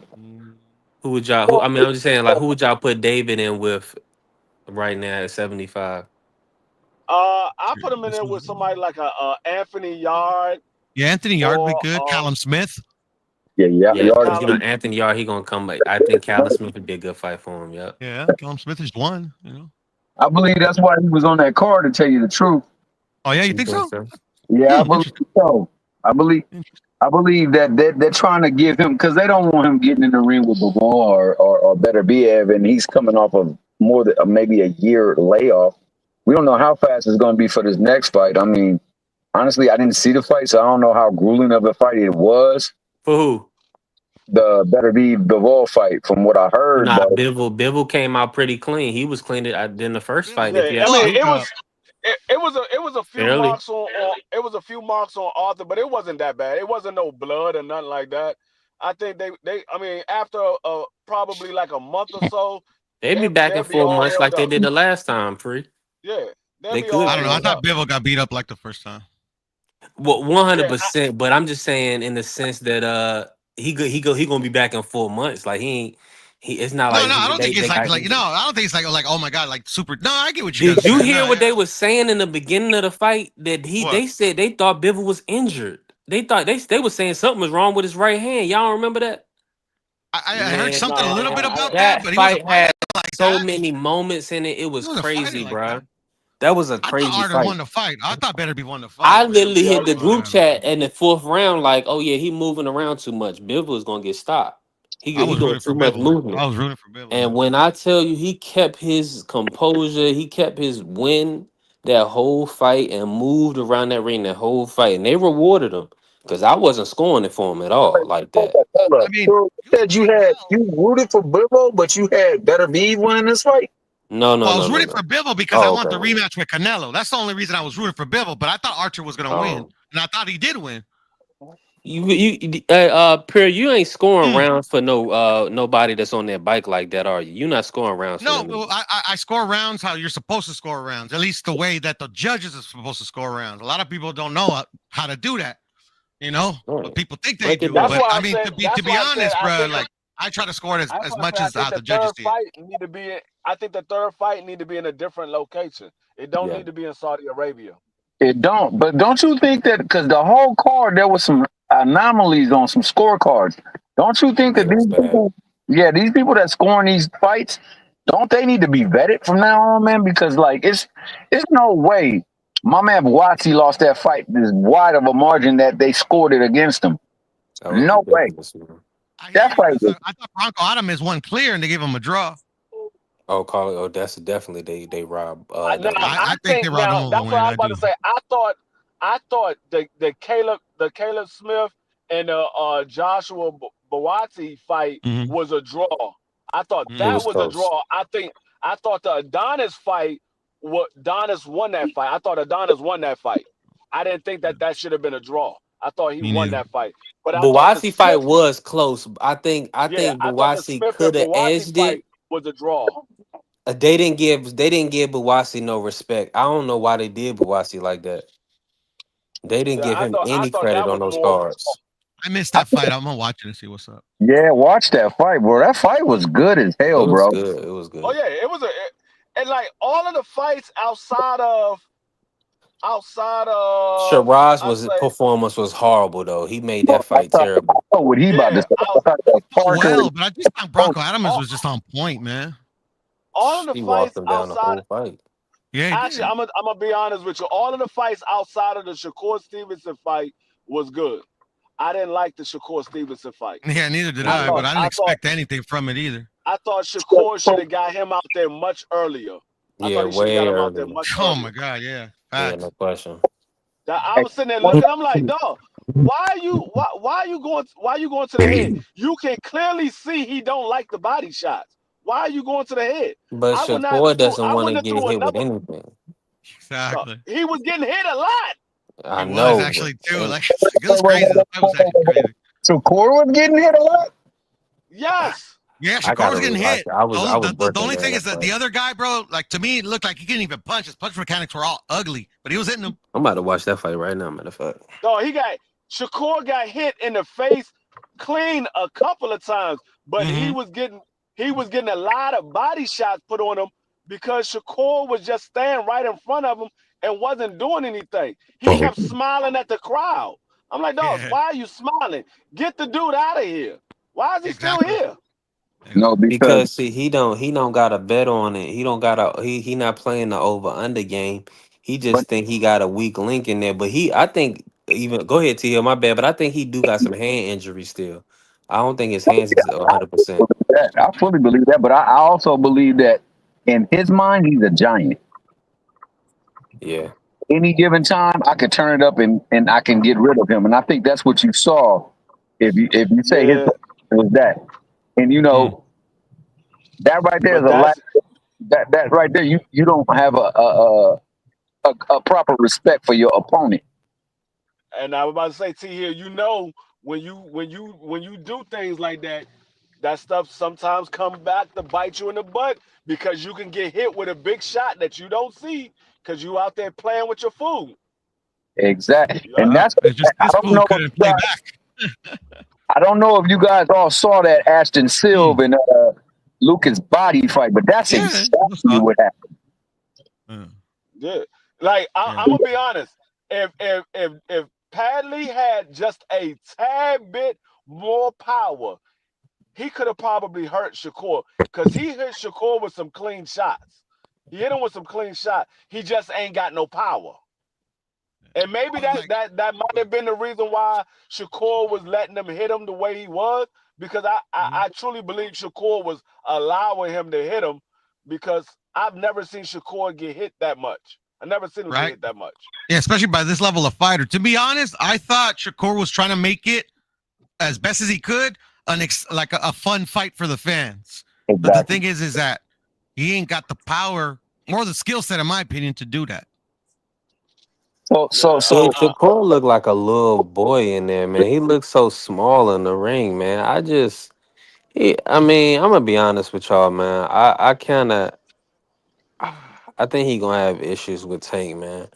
Now, like I said, I already told you, B3, the performance that I saw from Shakur tonight, that performance, he doesn't beat Devin Haney, he doesn't beat Tank, and he doesn't beat Keyshawn with that performance. He doesn't beat none of them with that performance. So let me before that performance, I didn't think he beat any of those dudes anyway, but that's just me. Okay, fine. So let me ask you this. How did you rate Keyshawn's performance?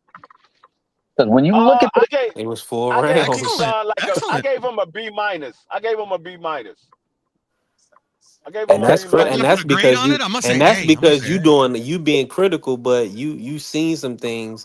But it's 4 rounds. I mean, I know 4 rounds, but my man knocked him out with a shot. No. When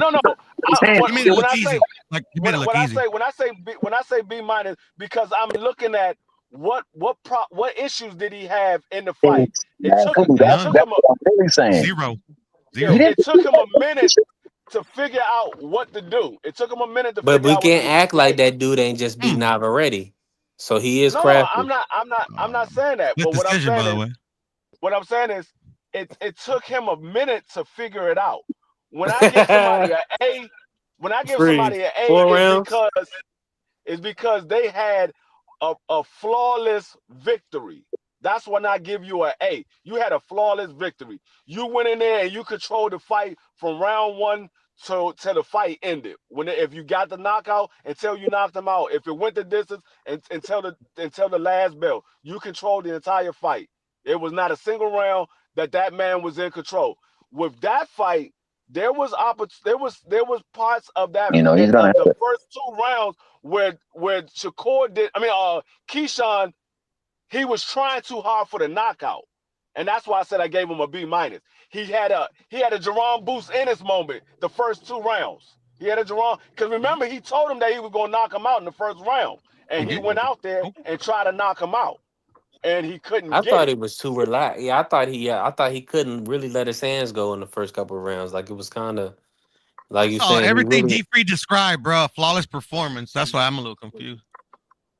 It was like, but it was like it was still like you still in there with somebody with over 300 amateur fights. You know what I'm saying? So there was nothing that you saw, Puro, in his performance that looked like, yo, if there's somebody more seasoned in that ring, that could be advantageous for them.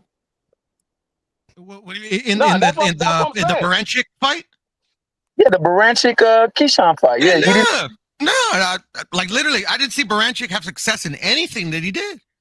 Like, to be honest, literally, that's why I agree. I kind of get where you're coming from. Where you're grading him just because like he didn't have I don't know. It's just 4 rounds. How can you grade anything other than an A? I don't know. I don't see what I'm saying, I guess, is because you're stepping forward with your hands down.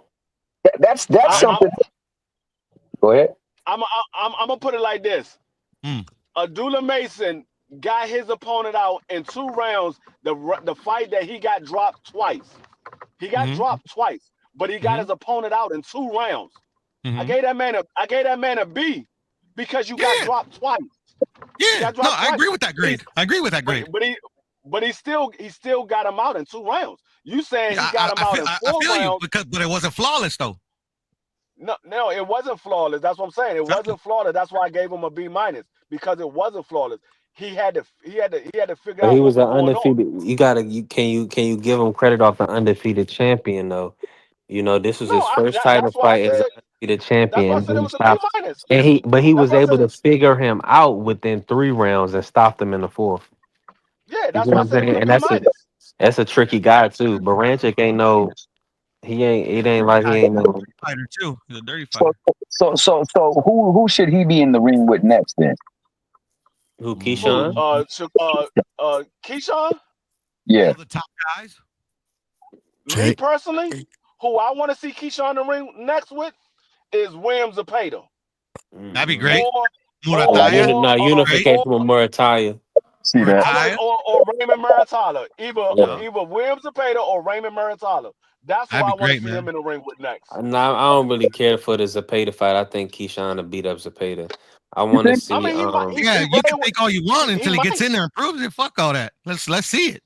Yeah, I did some tank shit. My bad. They be doing. I'm just saying. I feel a lot of people say that's like, you know, but that's just me. I like prove it first. Now Raymond is a more good. I think it's a more tactical fight. I think he can outbox Raymond, but I think that's still more. Get in there with Andy Cruz. Fuck it, man. Let's go. Okay, so of the two fighters, I know this is triangle, but of the two fighters that fought Tevin Farmer, which looked better against Tevin Farmer? Who looked better? Murataya dropped Tevin, didn't he? No. I thought he. I gotta rewatch. I thought he either hurt or dropped him late. He just hurt him late. Okay, he didn't get the drop. Okay, no worries. Well, let me say this. I think there was about even. I mean, because Zepeda. I'm gonna be 3. I'll be right back. Yeah. I would say I'm gonna take that back. Raymond Muratala looked better. Williams Zepeda got dropped. Williams Zepeda got dropped. That's true. He got dropped. Williams Zepeda got dropped. So just off of that, yeah, and he also Tevin earned a rematch with Zepeda. You feel like Tevin Farmer won the Murataya fight though? I felt like he could have won both of them.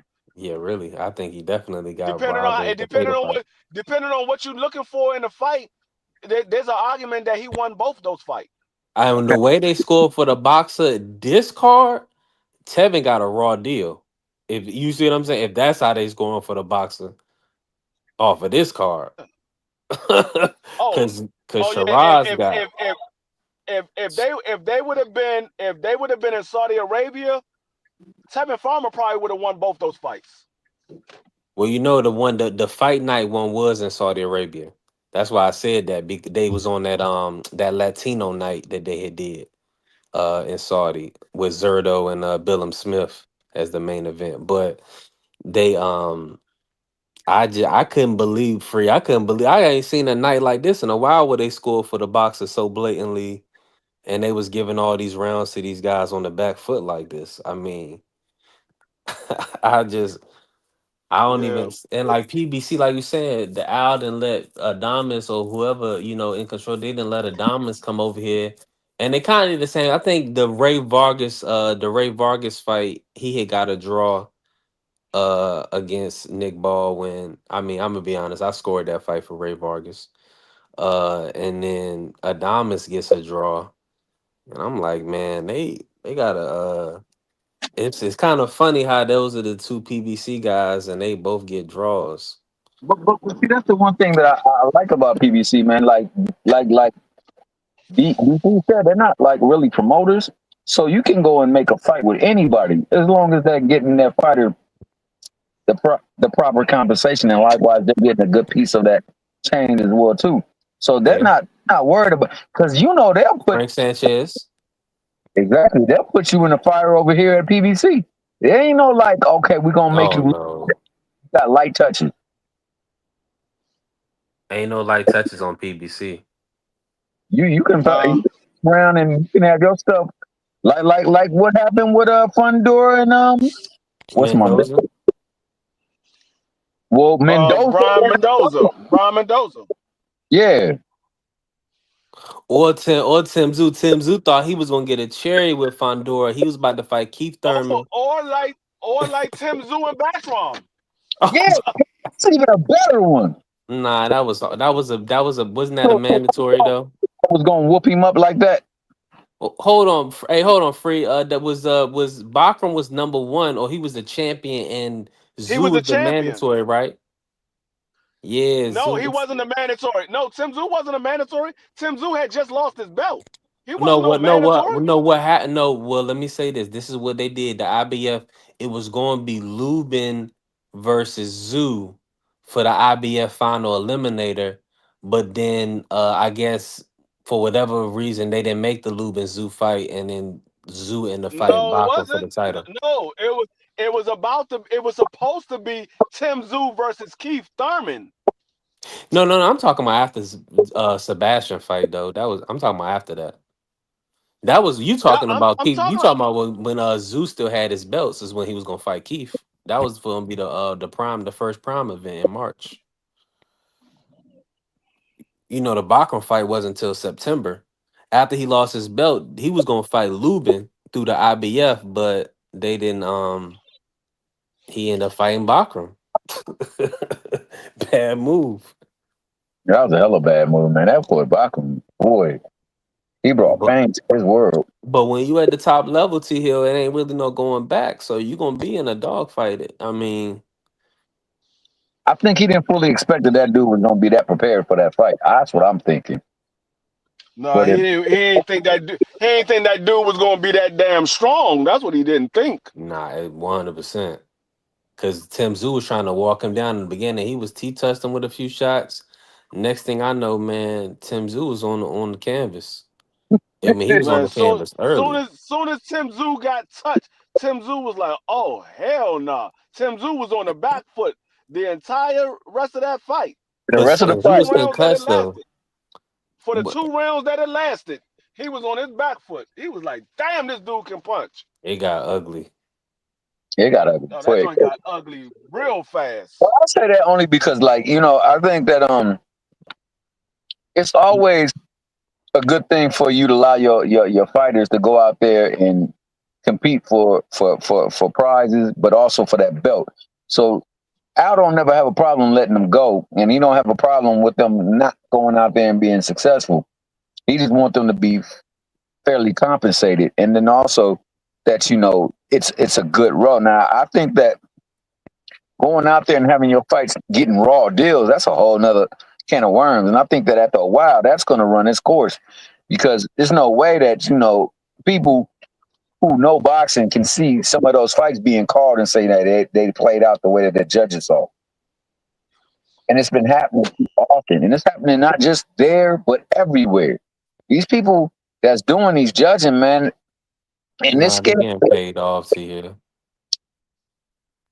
They got to be getting paid off.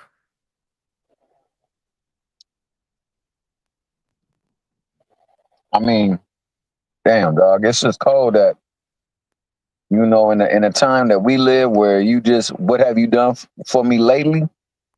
You can take a L and then people will act like they don't even want to see you no more. But I mean, look at Adames, and people ain't, and I know BVO ain't gonna bring it up because he ain't gonna support the black man like, you know, he's supposed to. But what I mean, I know Adames will come back and get a day. He get to retain his title, but all the work that they had to do, and remember, he had a flight situation where his team had got over here before he did, and you know, he was in there with a taller fighter, the house fighter. I mean, he walked him down for 12 rounds, and he still couldn't get the decision. He got one judge scored it for Shiraz, and then another judge scored it a draw. Tia, did you see that fight? I only saw the first 5 rounds. Man, first 5 rounds, he clearly was winning the fight. It ended the same way. Now, Shiraz landed the occasional punch, of course, you know. Like, that's just what's going to happen across the fight. But he wasn't winning no rounds for real. But they wanted him to get that belt so bad that they still couldn't get it to him. So is that the dude that been sparking people? Yes. Yep. Oh man. And he was the favorite too to win that fight. They put him as the favorite over Adames. Hey, that's like 3 fights that Adames been lost like that, or got done in like that. Yeah, really. But that's what I'm saying. He gonna have to understand. He hasn't learned it. He got to be able to pick his level up. You know, let his hands go a little bit more. Put his combinations together. You know, he gonna have to pin his guys against the ropes. You know. So what do we think of Tolly? Because I know he's on short notice, but TKO 2nd round. Yeah, man, that was bad. That looked bad, man. He got Who hit y'all talking on about? some Bacoli. We back on Bacoli. Oh yeah, the Bacoli. That was what? Yeah, that was the third or fourth round. Second round. Yeah, he got cooked in the second, man.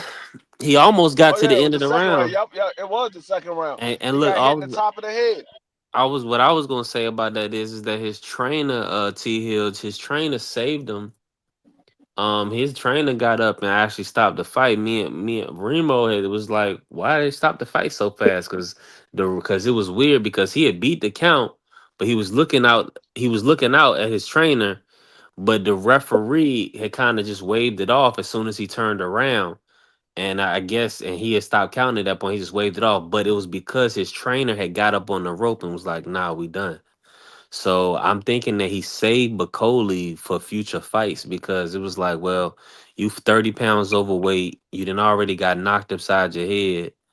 I'm not gonna let you keep fighting. We gonna get this. We got this check, and we live to see another day. So they made a business decision.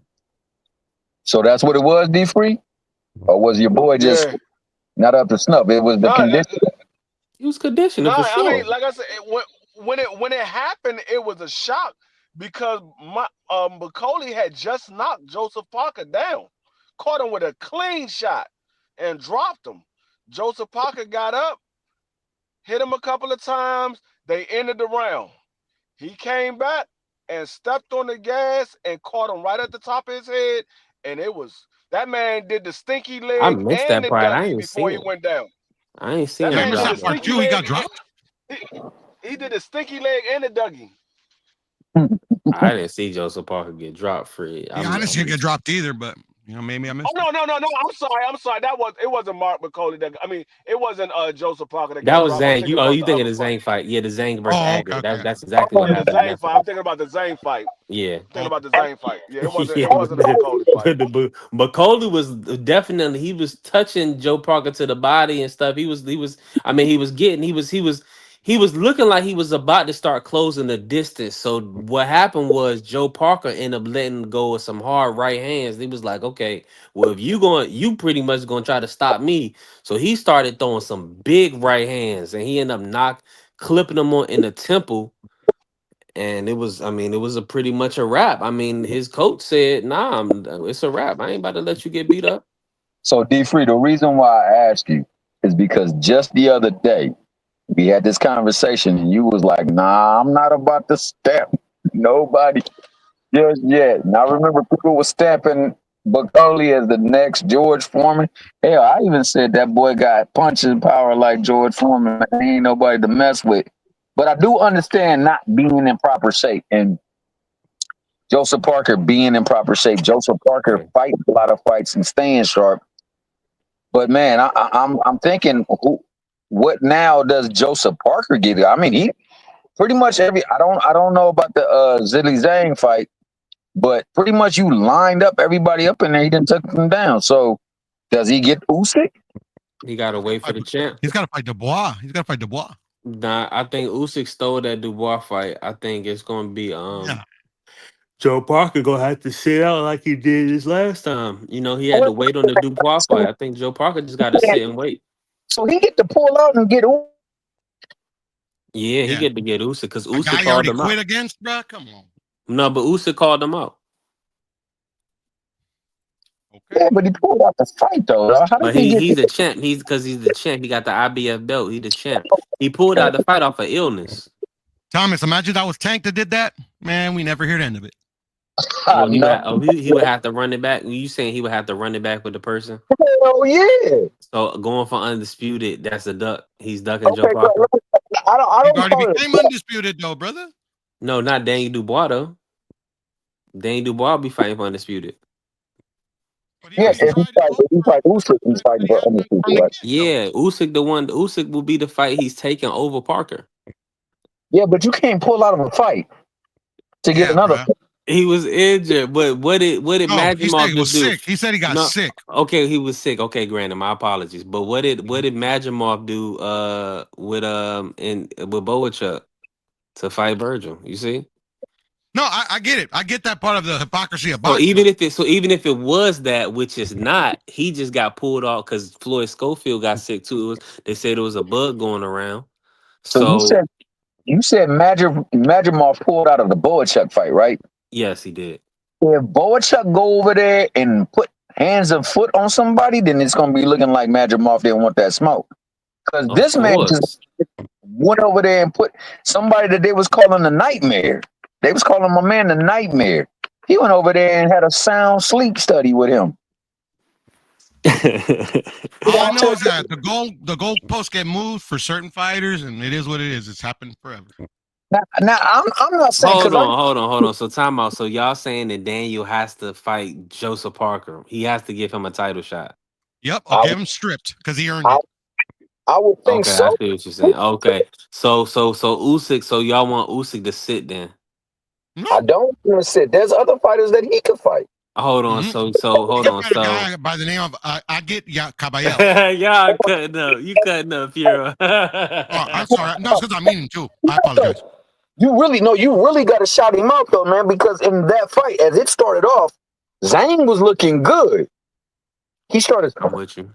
He started slowing Zhang down, and then eventually he got him up out of there. He went from getting knocked down, getting stung a couple of times, to totally just dominating that fight. And this is really Zhang. This the one that Zhang was going to win too. Agate is that guy, I'm just saying in the order of who's at the top, we gotta keep it a stat. The Daniel Dubois being the other belt holder, he's number 1. Joseph Parker's number 2, and then Agate is number 3. I mean, if we talking about the top, the like the guys that had the best form right now, we're not talking about names. So outside of Usyk, Dubois, Joseph Parker, then Agate. Yeah, but you know, I'm sorry. Go ahead. Oh no, I was just gonna say he was tied to a fight, and for some reason he wasn't able to make the fight. So you can't make the fight. You and then get a bigger fight because you didn't make the fight with that, and then the dude dominates that fight. People gonna be like, "Yo, man, you was ducking smoke." That's what they really gonna say. They gonna say he was ducking smoke, especially after Parker did what he did. Now, I'm sorry to keep you a little bit longer though, but I gotta agree, man, because if just for clicks and giggles, my man Kid Austin gets to fight Keyshawn Johnson. Does he deserve that fight? No, he didn't deserve the Shakur fight. He really didn't.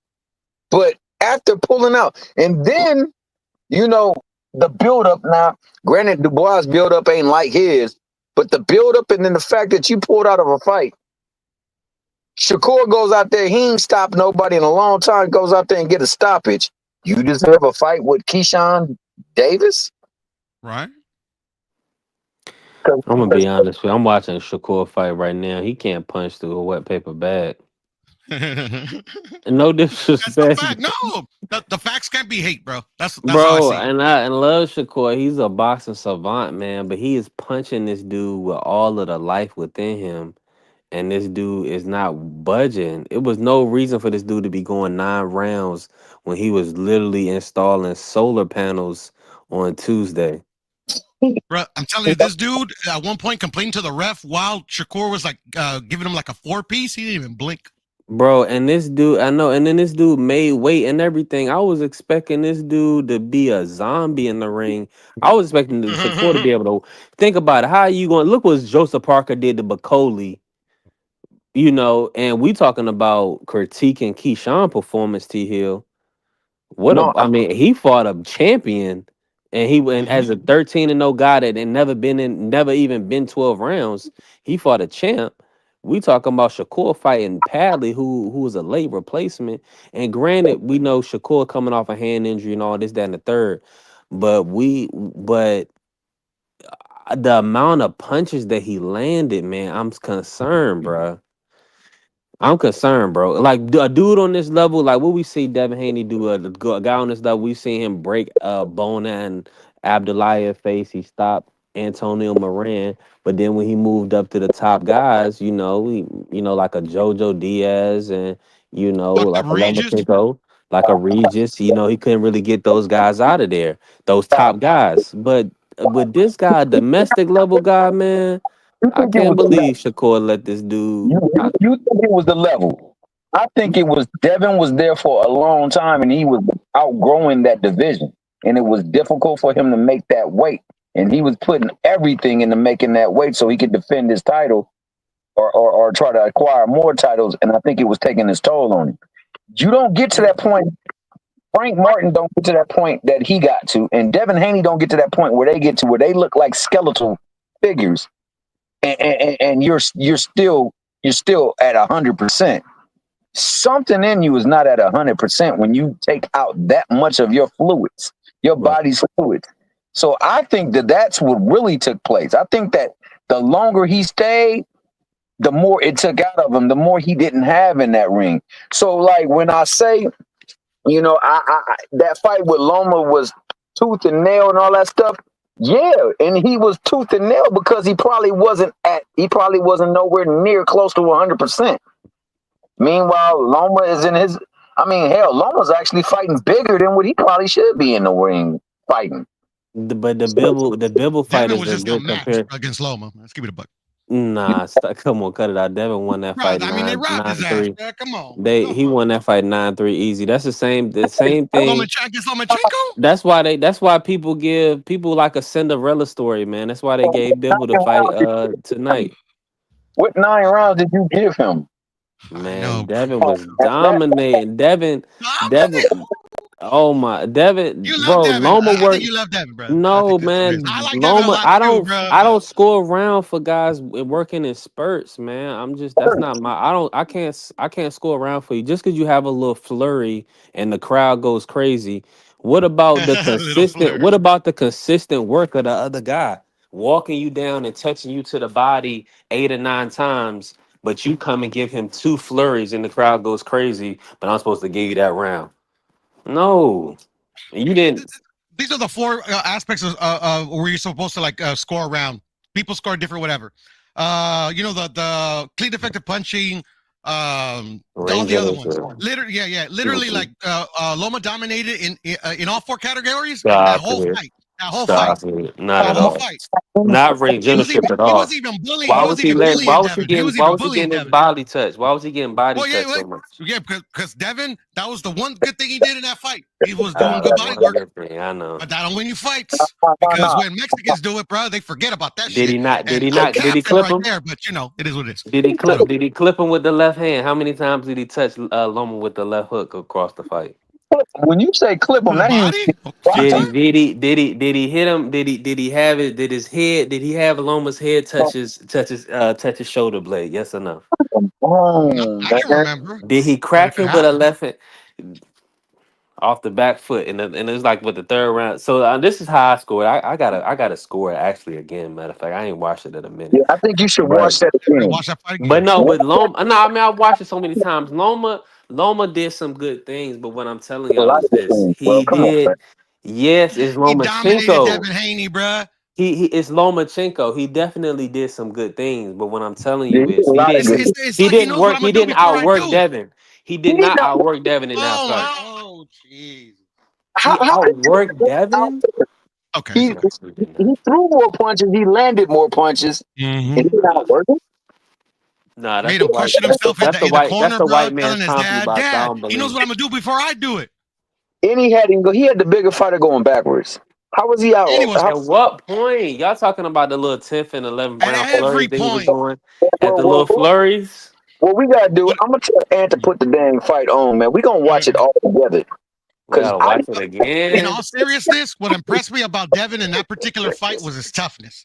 And that's when I knew, but other fights as well. Devin could take a shot, bro. That's why Ryan couldn't get him out of there. That's what impressed me in the Ryan fight. With that being said, I gotta run, fellas. But I'm gonna leave with this joke. We need a strict Usyk. He needs to literally get rid of those titles and just retire, because that's what they say about Canelo all the time. I'm out. Peace. Yo, I will commend Devin for that. that phenomenal body work he did. He did something that I've never ever seen him singly target in a fight, and that's that body. And he did it with precision too. I'm gonna give him that.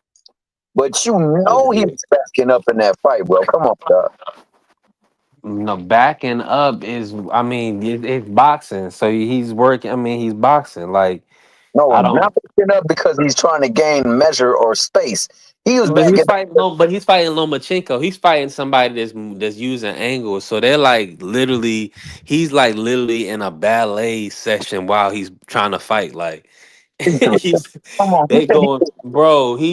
Bro. You acting like he's not in there with the Matrix. Like, did you see what the Matrix did to Richard Comey? hey, that's why I said I give him respect. I said he was fighting him and he wasn't at 100%. I don't fully believe he was ever at 100% his last 3 fights at that division. I Right. don't think he should have been in any of those fights. And that's why I didn't think he should have fought Shakur, and I don't think he should have fought Tank. You know what I'm saying? It just wasn't where he needed to be. I At don't that even know. time, man. You said what? He stated that weight class. He was time for him to move out of that weight class. You right. He went, I say 4 fights over that. He should have won.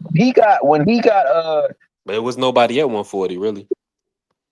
no, but you know, you want to make sure that you progress naturally, man, because now you missed out your opportunity at 40.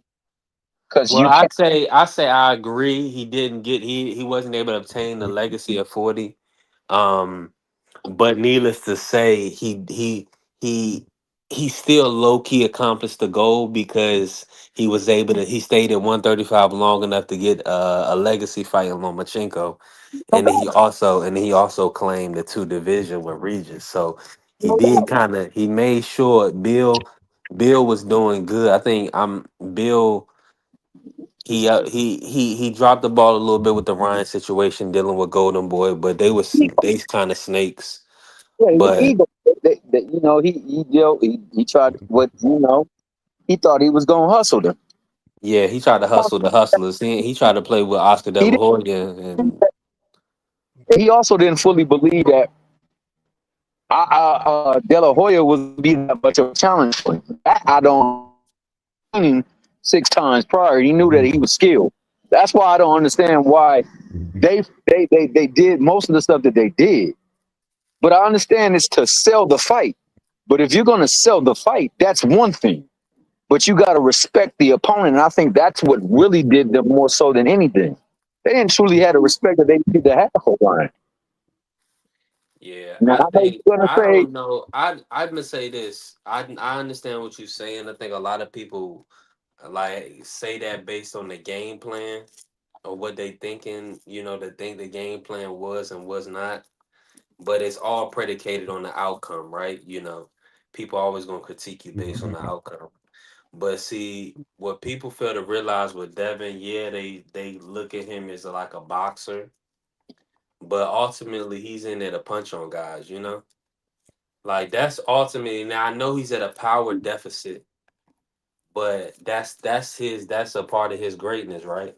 Like being able to box with the top guys, but being at a power deficit, being skilled enough to, hit and not get hit.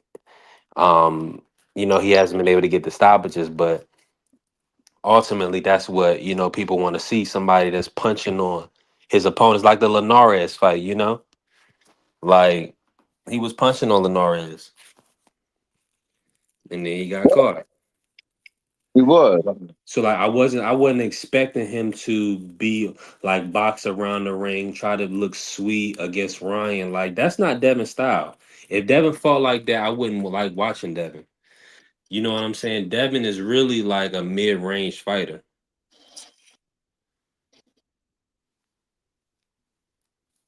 Yeah, you know what? I will say this. I think that Linares fight, I think that Ryan fight further confirmed how tough he was. But more so than that, the fact that he's fighting at a deficit. He's been fighting at that weight for too long, and yet he still was able to pretty much handle everybody in the ring. I think that him fighting his fight Ain't nothing wrong with it. I don't think that he should ever concede his fight. I think that's the one thing that makes Shakur that much of a problem because he won't concede to what popular demand is or probably he's going in there to fight his fight. Mm-hmm. And Devin don't need to worry about doing anything other than what he does best because he usually does that better than what the other opponent does better or does best. I'm sorry.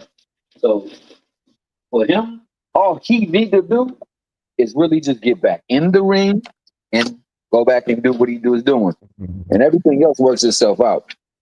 He missed his time at 40. He may be pushing his time at 47. I don't know. But I do know that if he gets back in there and he does what he needs to do and handle his business, people going to want to see him because he's already created a lane for him where people want to see him fight. Some people love him. Some people want to see him lose. That's always the catalyst for big fights. And he got big fights he can make. All he got to do is get in the ring and handle his business. Yeah, that's real talk. It helped, and it definitely helped the Tank keep talking about him. That definitely built the interest up. And I don't care if he lose. I still want to see him in the ring with Tank. That's what Tank said too, right? The Tank said the same thing, didn't he? Tank said, I don't even care if that nigga lose. I still want him. Yeah, so because he said that, I'm gonna hold his ass too. Because he better get in that ring. He better not come with no nonsense. Because I want to see the fight. I think that he's one of the best fighters. I think Devin is one of his tests. So get in the ring and let's see if you really are that dude. If you that dude, you be able to get up in there and handle him. But like Cat Sports is saying, what weight?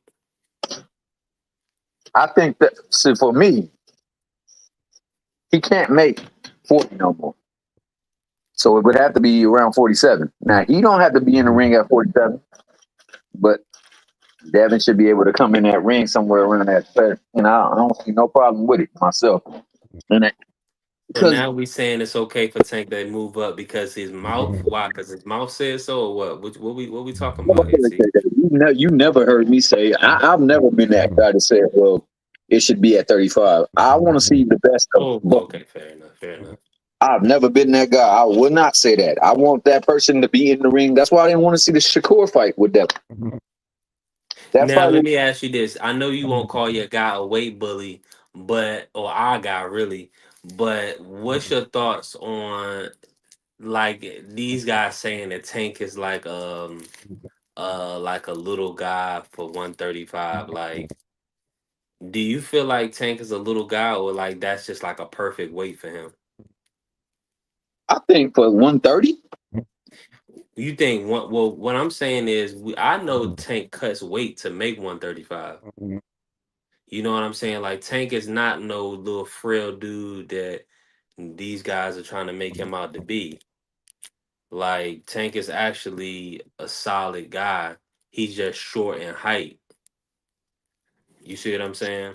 I see what you're saying. I think one of the things that make people say that is he don't have like dense bone structure and he is small in stature, but he does seem to have a pretty dense musculature. He don't seem to be skinny, but his legs do look a little skinny though. Right, you are right about that. Yeah. It's interesting how he packs that much of a punch, and it feels like it's all like from his, like it feels like it's all arms and in his back. You know what I'm saying? Especially when he hit Rolly with that shot. I think that was more his impetus than anything else, and placing it at the right time. See, I think a lot of times he didn't hit him hard. He just he don't hit him hard, but he hit him square, and he hit him when they're coming at him. Yeah. So it impacts. It increases the impact. I didn't think it was a hard shot, but it did snap his neck because he lunged in at him. And we gotta have a real conversation right here. Which knockout was the scariest? The off screen? with Tank, because he got a whole holla. I'm thinking about all of them, because you think about it, if Frank's was bad, then you gotta look at Leo. Leo's was real bad. I think Leo's was the worst, bro, from Tank. Leo was probably, but I think Frank Martin was bad. People, that was horrible, bro. It was hard because it put him on the rope. Like it literally sat him on the rope. Yeah, that was it. Before he put him on the ground, put him in the rope. Yeah, that was He bad. was just lying there. He couldn't even move because he was lying right there up in that rope, and it was ugly from that standpoint. Yeah, that's what I'm saying. But I see what you're saying. But he kind of curled. He folded up. Leo. Yeah, like but Leo, it looked like he got hit, and then everything shut off. Yeah. Facts. So that's why I say that one, and it kind of turned his neck like almost all the way around. Looked like he called him flush, and you know he overcommitted on his punch, and he was right there for the taking. So that's why I say it, man. I mean, I think that one was one where he not only hit him hard, but he hit him precise too. Yeah. I think the what's the name was just a hard shot. The Frank Martin was a hard shot. The first shot to me was the shot that really caught him. And the second one just was like, all right, trying to send you to La La Land. But you know, whenever you get hit and your eye shift to the, you might be right, because I don't know if my man Frank eye did shift when he got hit. But yeah, man, I mean, let me ask you this, T. Here, how much you think was on that Ryan body shot though? I think it was. When you seen that punch, do you think it was how much power you think is behind it? I don't think it was more so the power. I think it was the fact he placed it in a good spot, and also that spot was hurting too. Yeah, I just think that. Yeah, because he kind of like when he touched him, it was like, you know how Tank be playing around. So it was like gotcha. Like it was like a, you know what I'm saying? Like he was like just throwing it really just to touch him real quick, like not even to really hurt him. And then all of a sudden Ryan just kind of. It was like he hit him perfectly, like, or he made Ryan like lose his win. I think Ryan maybe didn't lose his win, but I think you know how you get hit in the stomach and it make it almost feel like it's some pinching you in your growing area. I think that's what it was, and it was like, dog, something ain't right. It just I can see that. And then as he moved, I think he felt that it also clipped his injured area. Yeah, so he probably was. He had some discomfort, so he was like, "Oh, damn, I'm gonna have to deal with this and this dude in front of me." Yeah, and he not gonna stop because now he know he got me. Yeah. So now he's targeted. Because that's the one thing about it. I mean, he knows that hey, if he get hit right here and it hurt, he gonna continue to hit me right here, and I don't want to take no more hits right here. And if I defend that, it leaves me open up top. And I don't care what nobody say, man. It's better to take a business decision when you don't feel like you got enough in you to overcome it than to sit there and get damaged to the point where now you no longer can make any more business. So I think that's all that was. He said, you know what? It's not worth me trying to go out here and get him and put myself at jeopardy where I might not be able to come back for a good minute, or not at all. I'm glad I'm glad it's I thank God that there's fighters that can make those type of decisions. Because when my fighters on my fighter, they got to fight to the death. Devin didn't have to fight to the death. What'd he do? He told he couldn't say he was concussed from round one. he couldn't make no business decision. He had to fight. He had to bite down. I think ultimately, man, being honest, he lost round. Brian had to build an excuse. That's why he was like. That's why he. And in round one, Ryan landed only like 4 good punches. One of them just clipped him, had him wobble. In round 2 through 5, he didn't land sheep dip. Right. And Devin was doing well. Devin kept him on the back foot. Yeah, and also touching him with that jab. This is what I always say, and I shout out my man DJ, because DJ was working on him before they had went to the ring, they showed that drop where they show each fighter before they get into the ring, and they showed him working with his jab and checking it with the hook to time it, to beat it. And he landed. And that one fight, that one time that it landed, I think it changed the whole outcome because he got hit and he didn't understand how it affected him that way. He was like you said, I think that's when he truly started losing like full understanding of where he was and what's going on in the fight. And it was fight or flight, and he wasn't going to fly, so he went on and talked. Because hell, I don't know where I'm at in this fight. I don't understand how I got right here, and that jab that usually works well for me just got beat, and that's why he started fighting that way. And only after that round, I'd say, in 3 more rounds did Ryan have his way. All the other rounds, it was like it wasn't really much going on for Ryan. So he did most of his work in rounds where he knocked him down, and that was it. So all he really got to do is make sure he keeps his head off that line and continue to work not only the head but the body. He'd be all right. No, that's a fact. No, that's definitely. I'm waiting. I'm ready for this Jose Ramirez fight, but we got a lot of good boxing before that, though. Before May. Oh, absolutely. Yeah, I'm ready for this. I mean, we already know Tank, but I'm ready for this Rayo Gary Russell fight. I really want to see that fight. Yeah, that's gonna be a good one. You think Gary can get him, or you think I know Rayo was sounding pretty confident. I think Rayo has a case of the haniacs. I think he think that Puello was a chump. And if Puello could look good against him, why can't I? I got the same dimensions. Yup. And you can never go into a fight like that. Nah. But basing it off what somebody else was able to do. And then you don't factor into this. This is one of the biggest things that I say regarding all of them. They just recently lost the one thing that was solid in their corner and in their life. They pops. Some people don't get over stuff like that. Right, I think that loss to Puello was the thing that helped him to get to the point where I gotta move on. I can't continue to focus in on this. I gotta move forward. Pop would want me to do that. I think that's what's making him more dangerous than anything. Yeah, I could see that. I believe that too. I just want him to kind of have a calm demeanor going into this fight because I don't want him to overexert himself before the fight. Exactly. And I want the best Rayo too. One thing I will say about Rayo is I think that he truly has one of the best trainers in the game in his corner.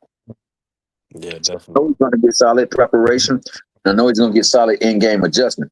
Will he be able to do it against somebody who also is solid? Now, that's where I would edge Rayo. I think the training that he gets and the preparation he gets will be a little bit superior to the one that my man Russell gets. And are you saying that more so based off of Robert, or you know what I'm saying, or the fact that that makes sense?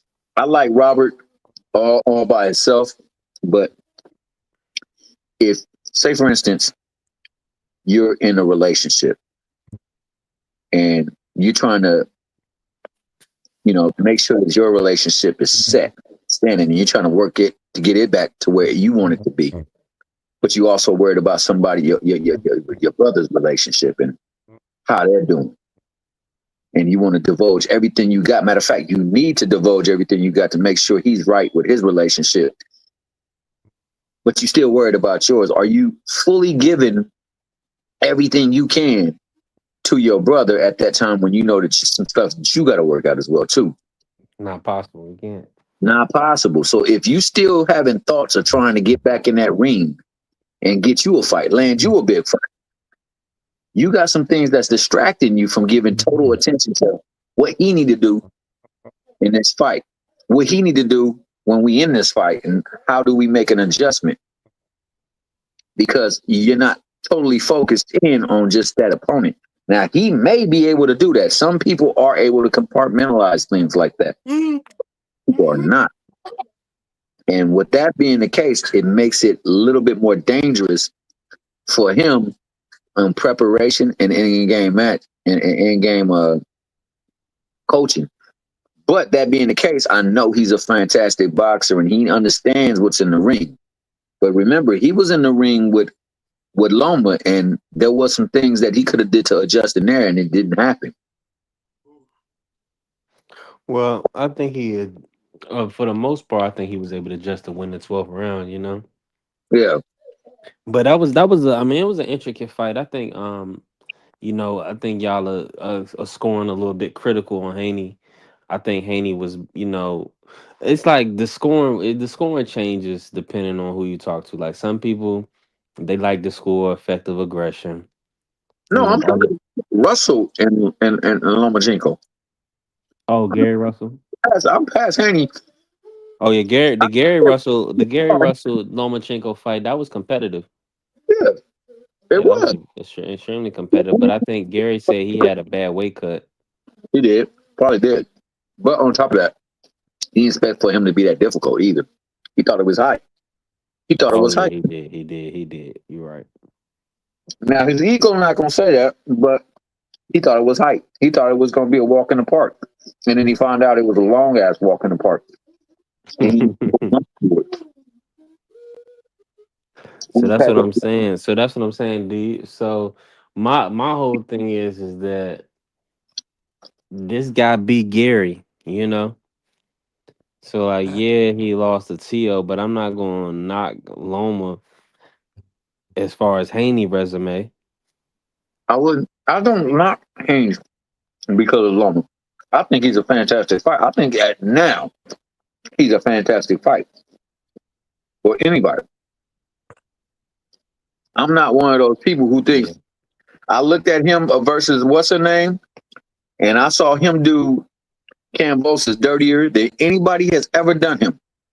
And he's old and washed, then that means Kambosos really must be garbage. Right. There's no point of watching him at 140 then if that's the case. Oh, that's what he said. He's going to 40? Yeah, Kambosos, his next fight at 140, he fight on March 22nd. Wow. That's Yeah, gonna be they're having a little Australia card. Scott Nicholson fights Tierra Brown on that card. okay. No, that's what's up. Yeah, that's gonna be a good little card right there for sure. Nah, I think Loma is a hell of a fighter. Is he a Hall of Famer? Hell, yeah. Well, like I say, man, Tim Bradley's a Hall of Famer. Yeah, Tim Bradley. Did he get in as a contributor or? He's a boxer. Oh, okay. After apologizing to the people for beating the fighter or being awarded a decision against the fighter that he said didn't beat. But I mean, that's not to take away from the work that he put in the ring, man. It's just if he can do it, then why not Loma? Loma did a lot of stuff in that ring, even though it was very few fights. The fights that he did were pushed out there like they were top notch, and he delivered in mostly all of them. To be honest, the only fight that I say he definitely didn't deliver, I still think that he could have won the fight. All he had to do was win one more round, and he didn't fight the whole first 6 rounds.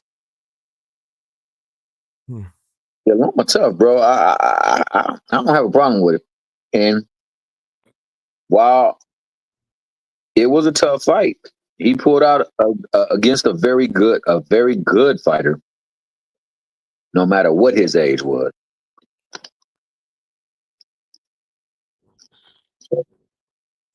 I don't hate on him for that. I don't hate on him for any of them because I tell you what, the people that they beat a lot of people. So it is not easy to beat them. I seen Antonio Moran put people out.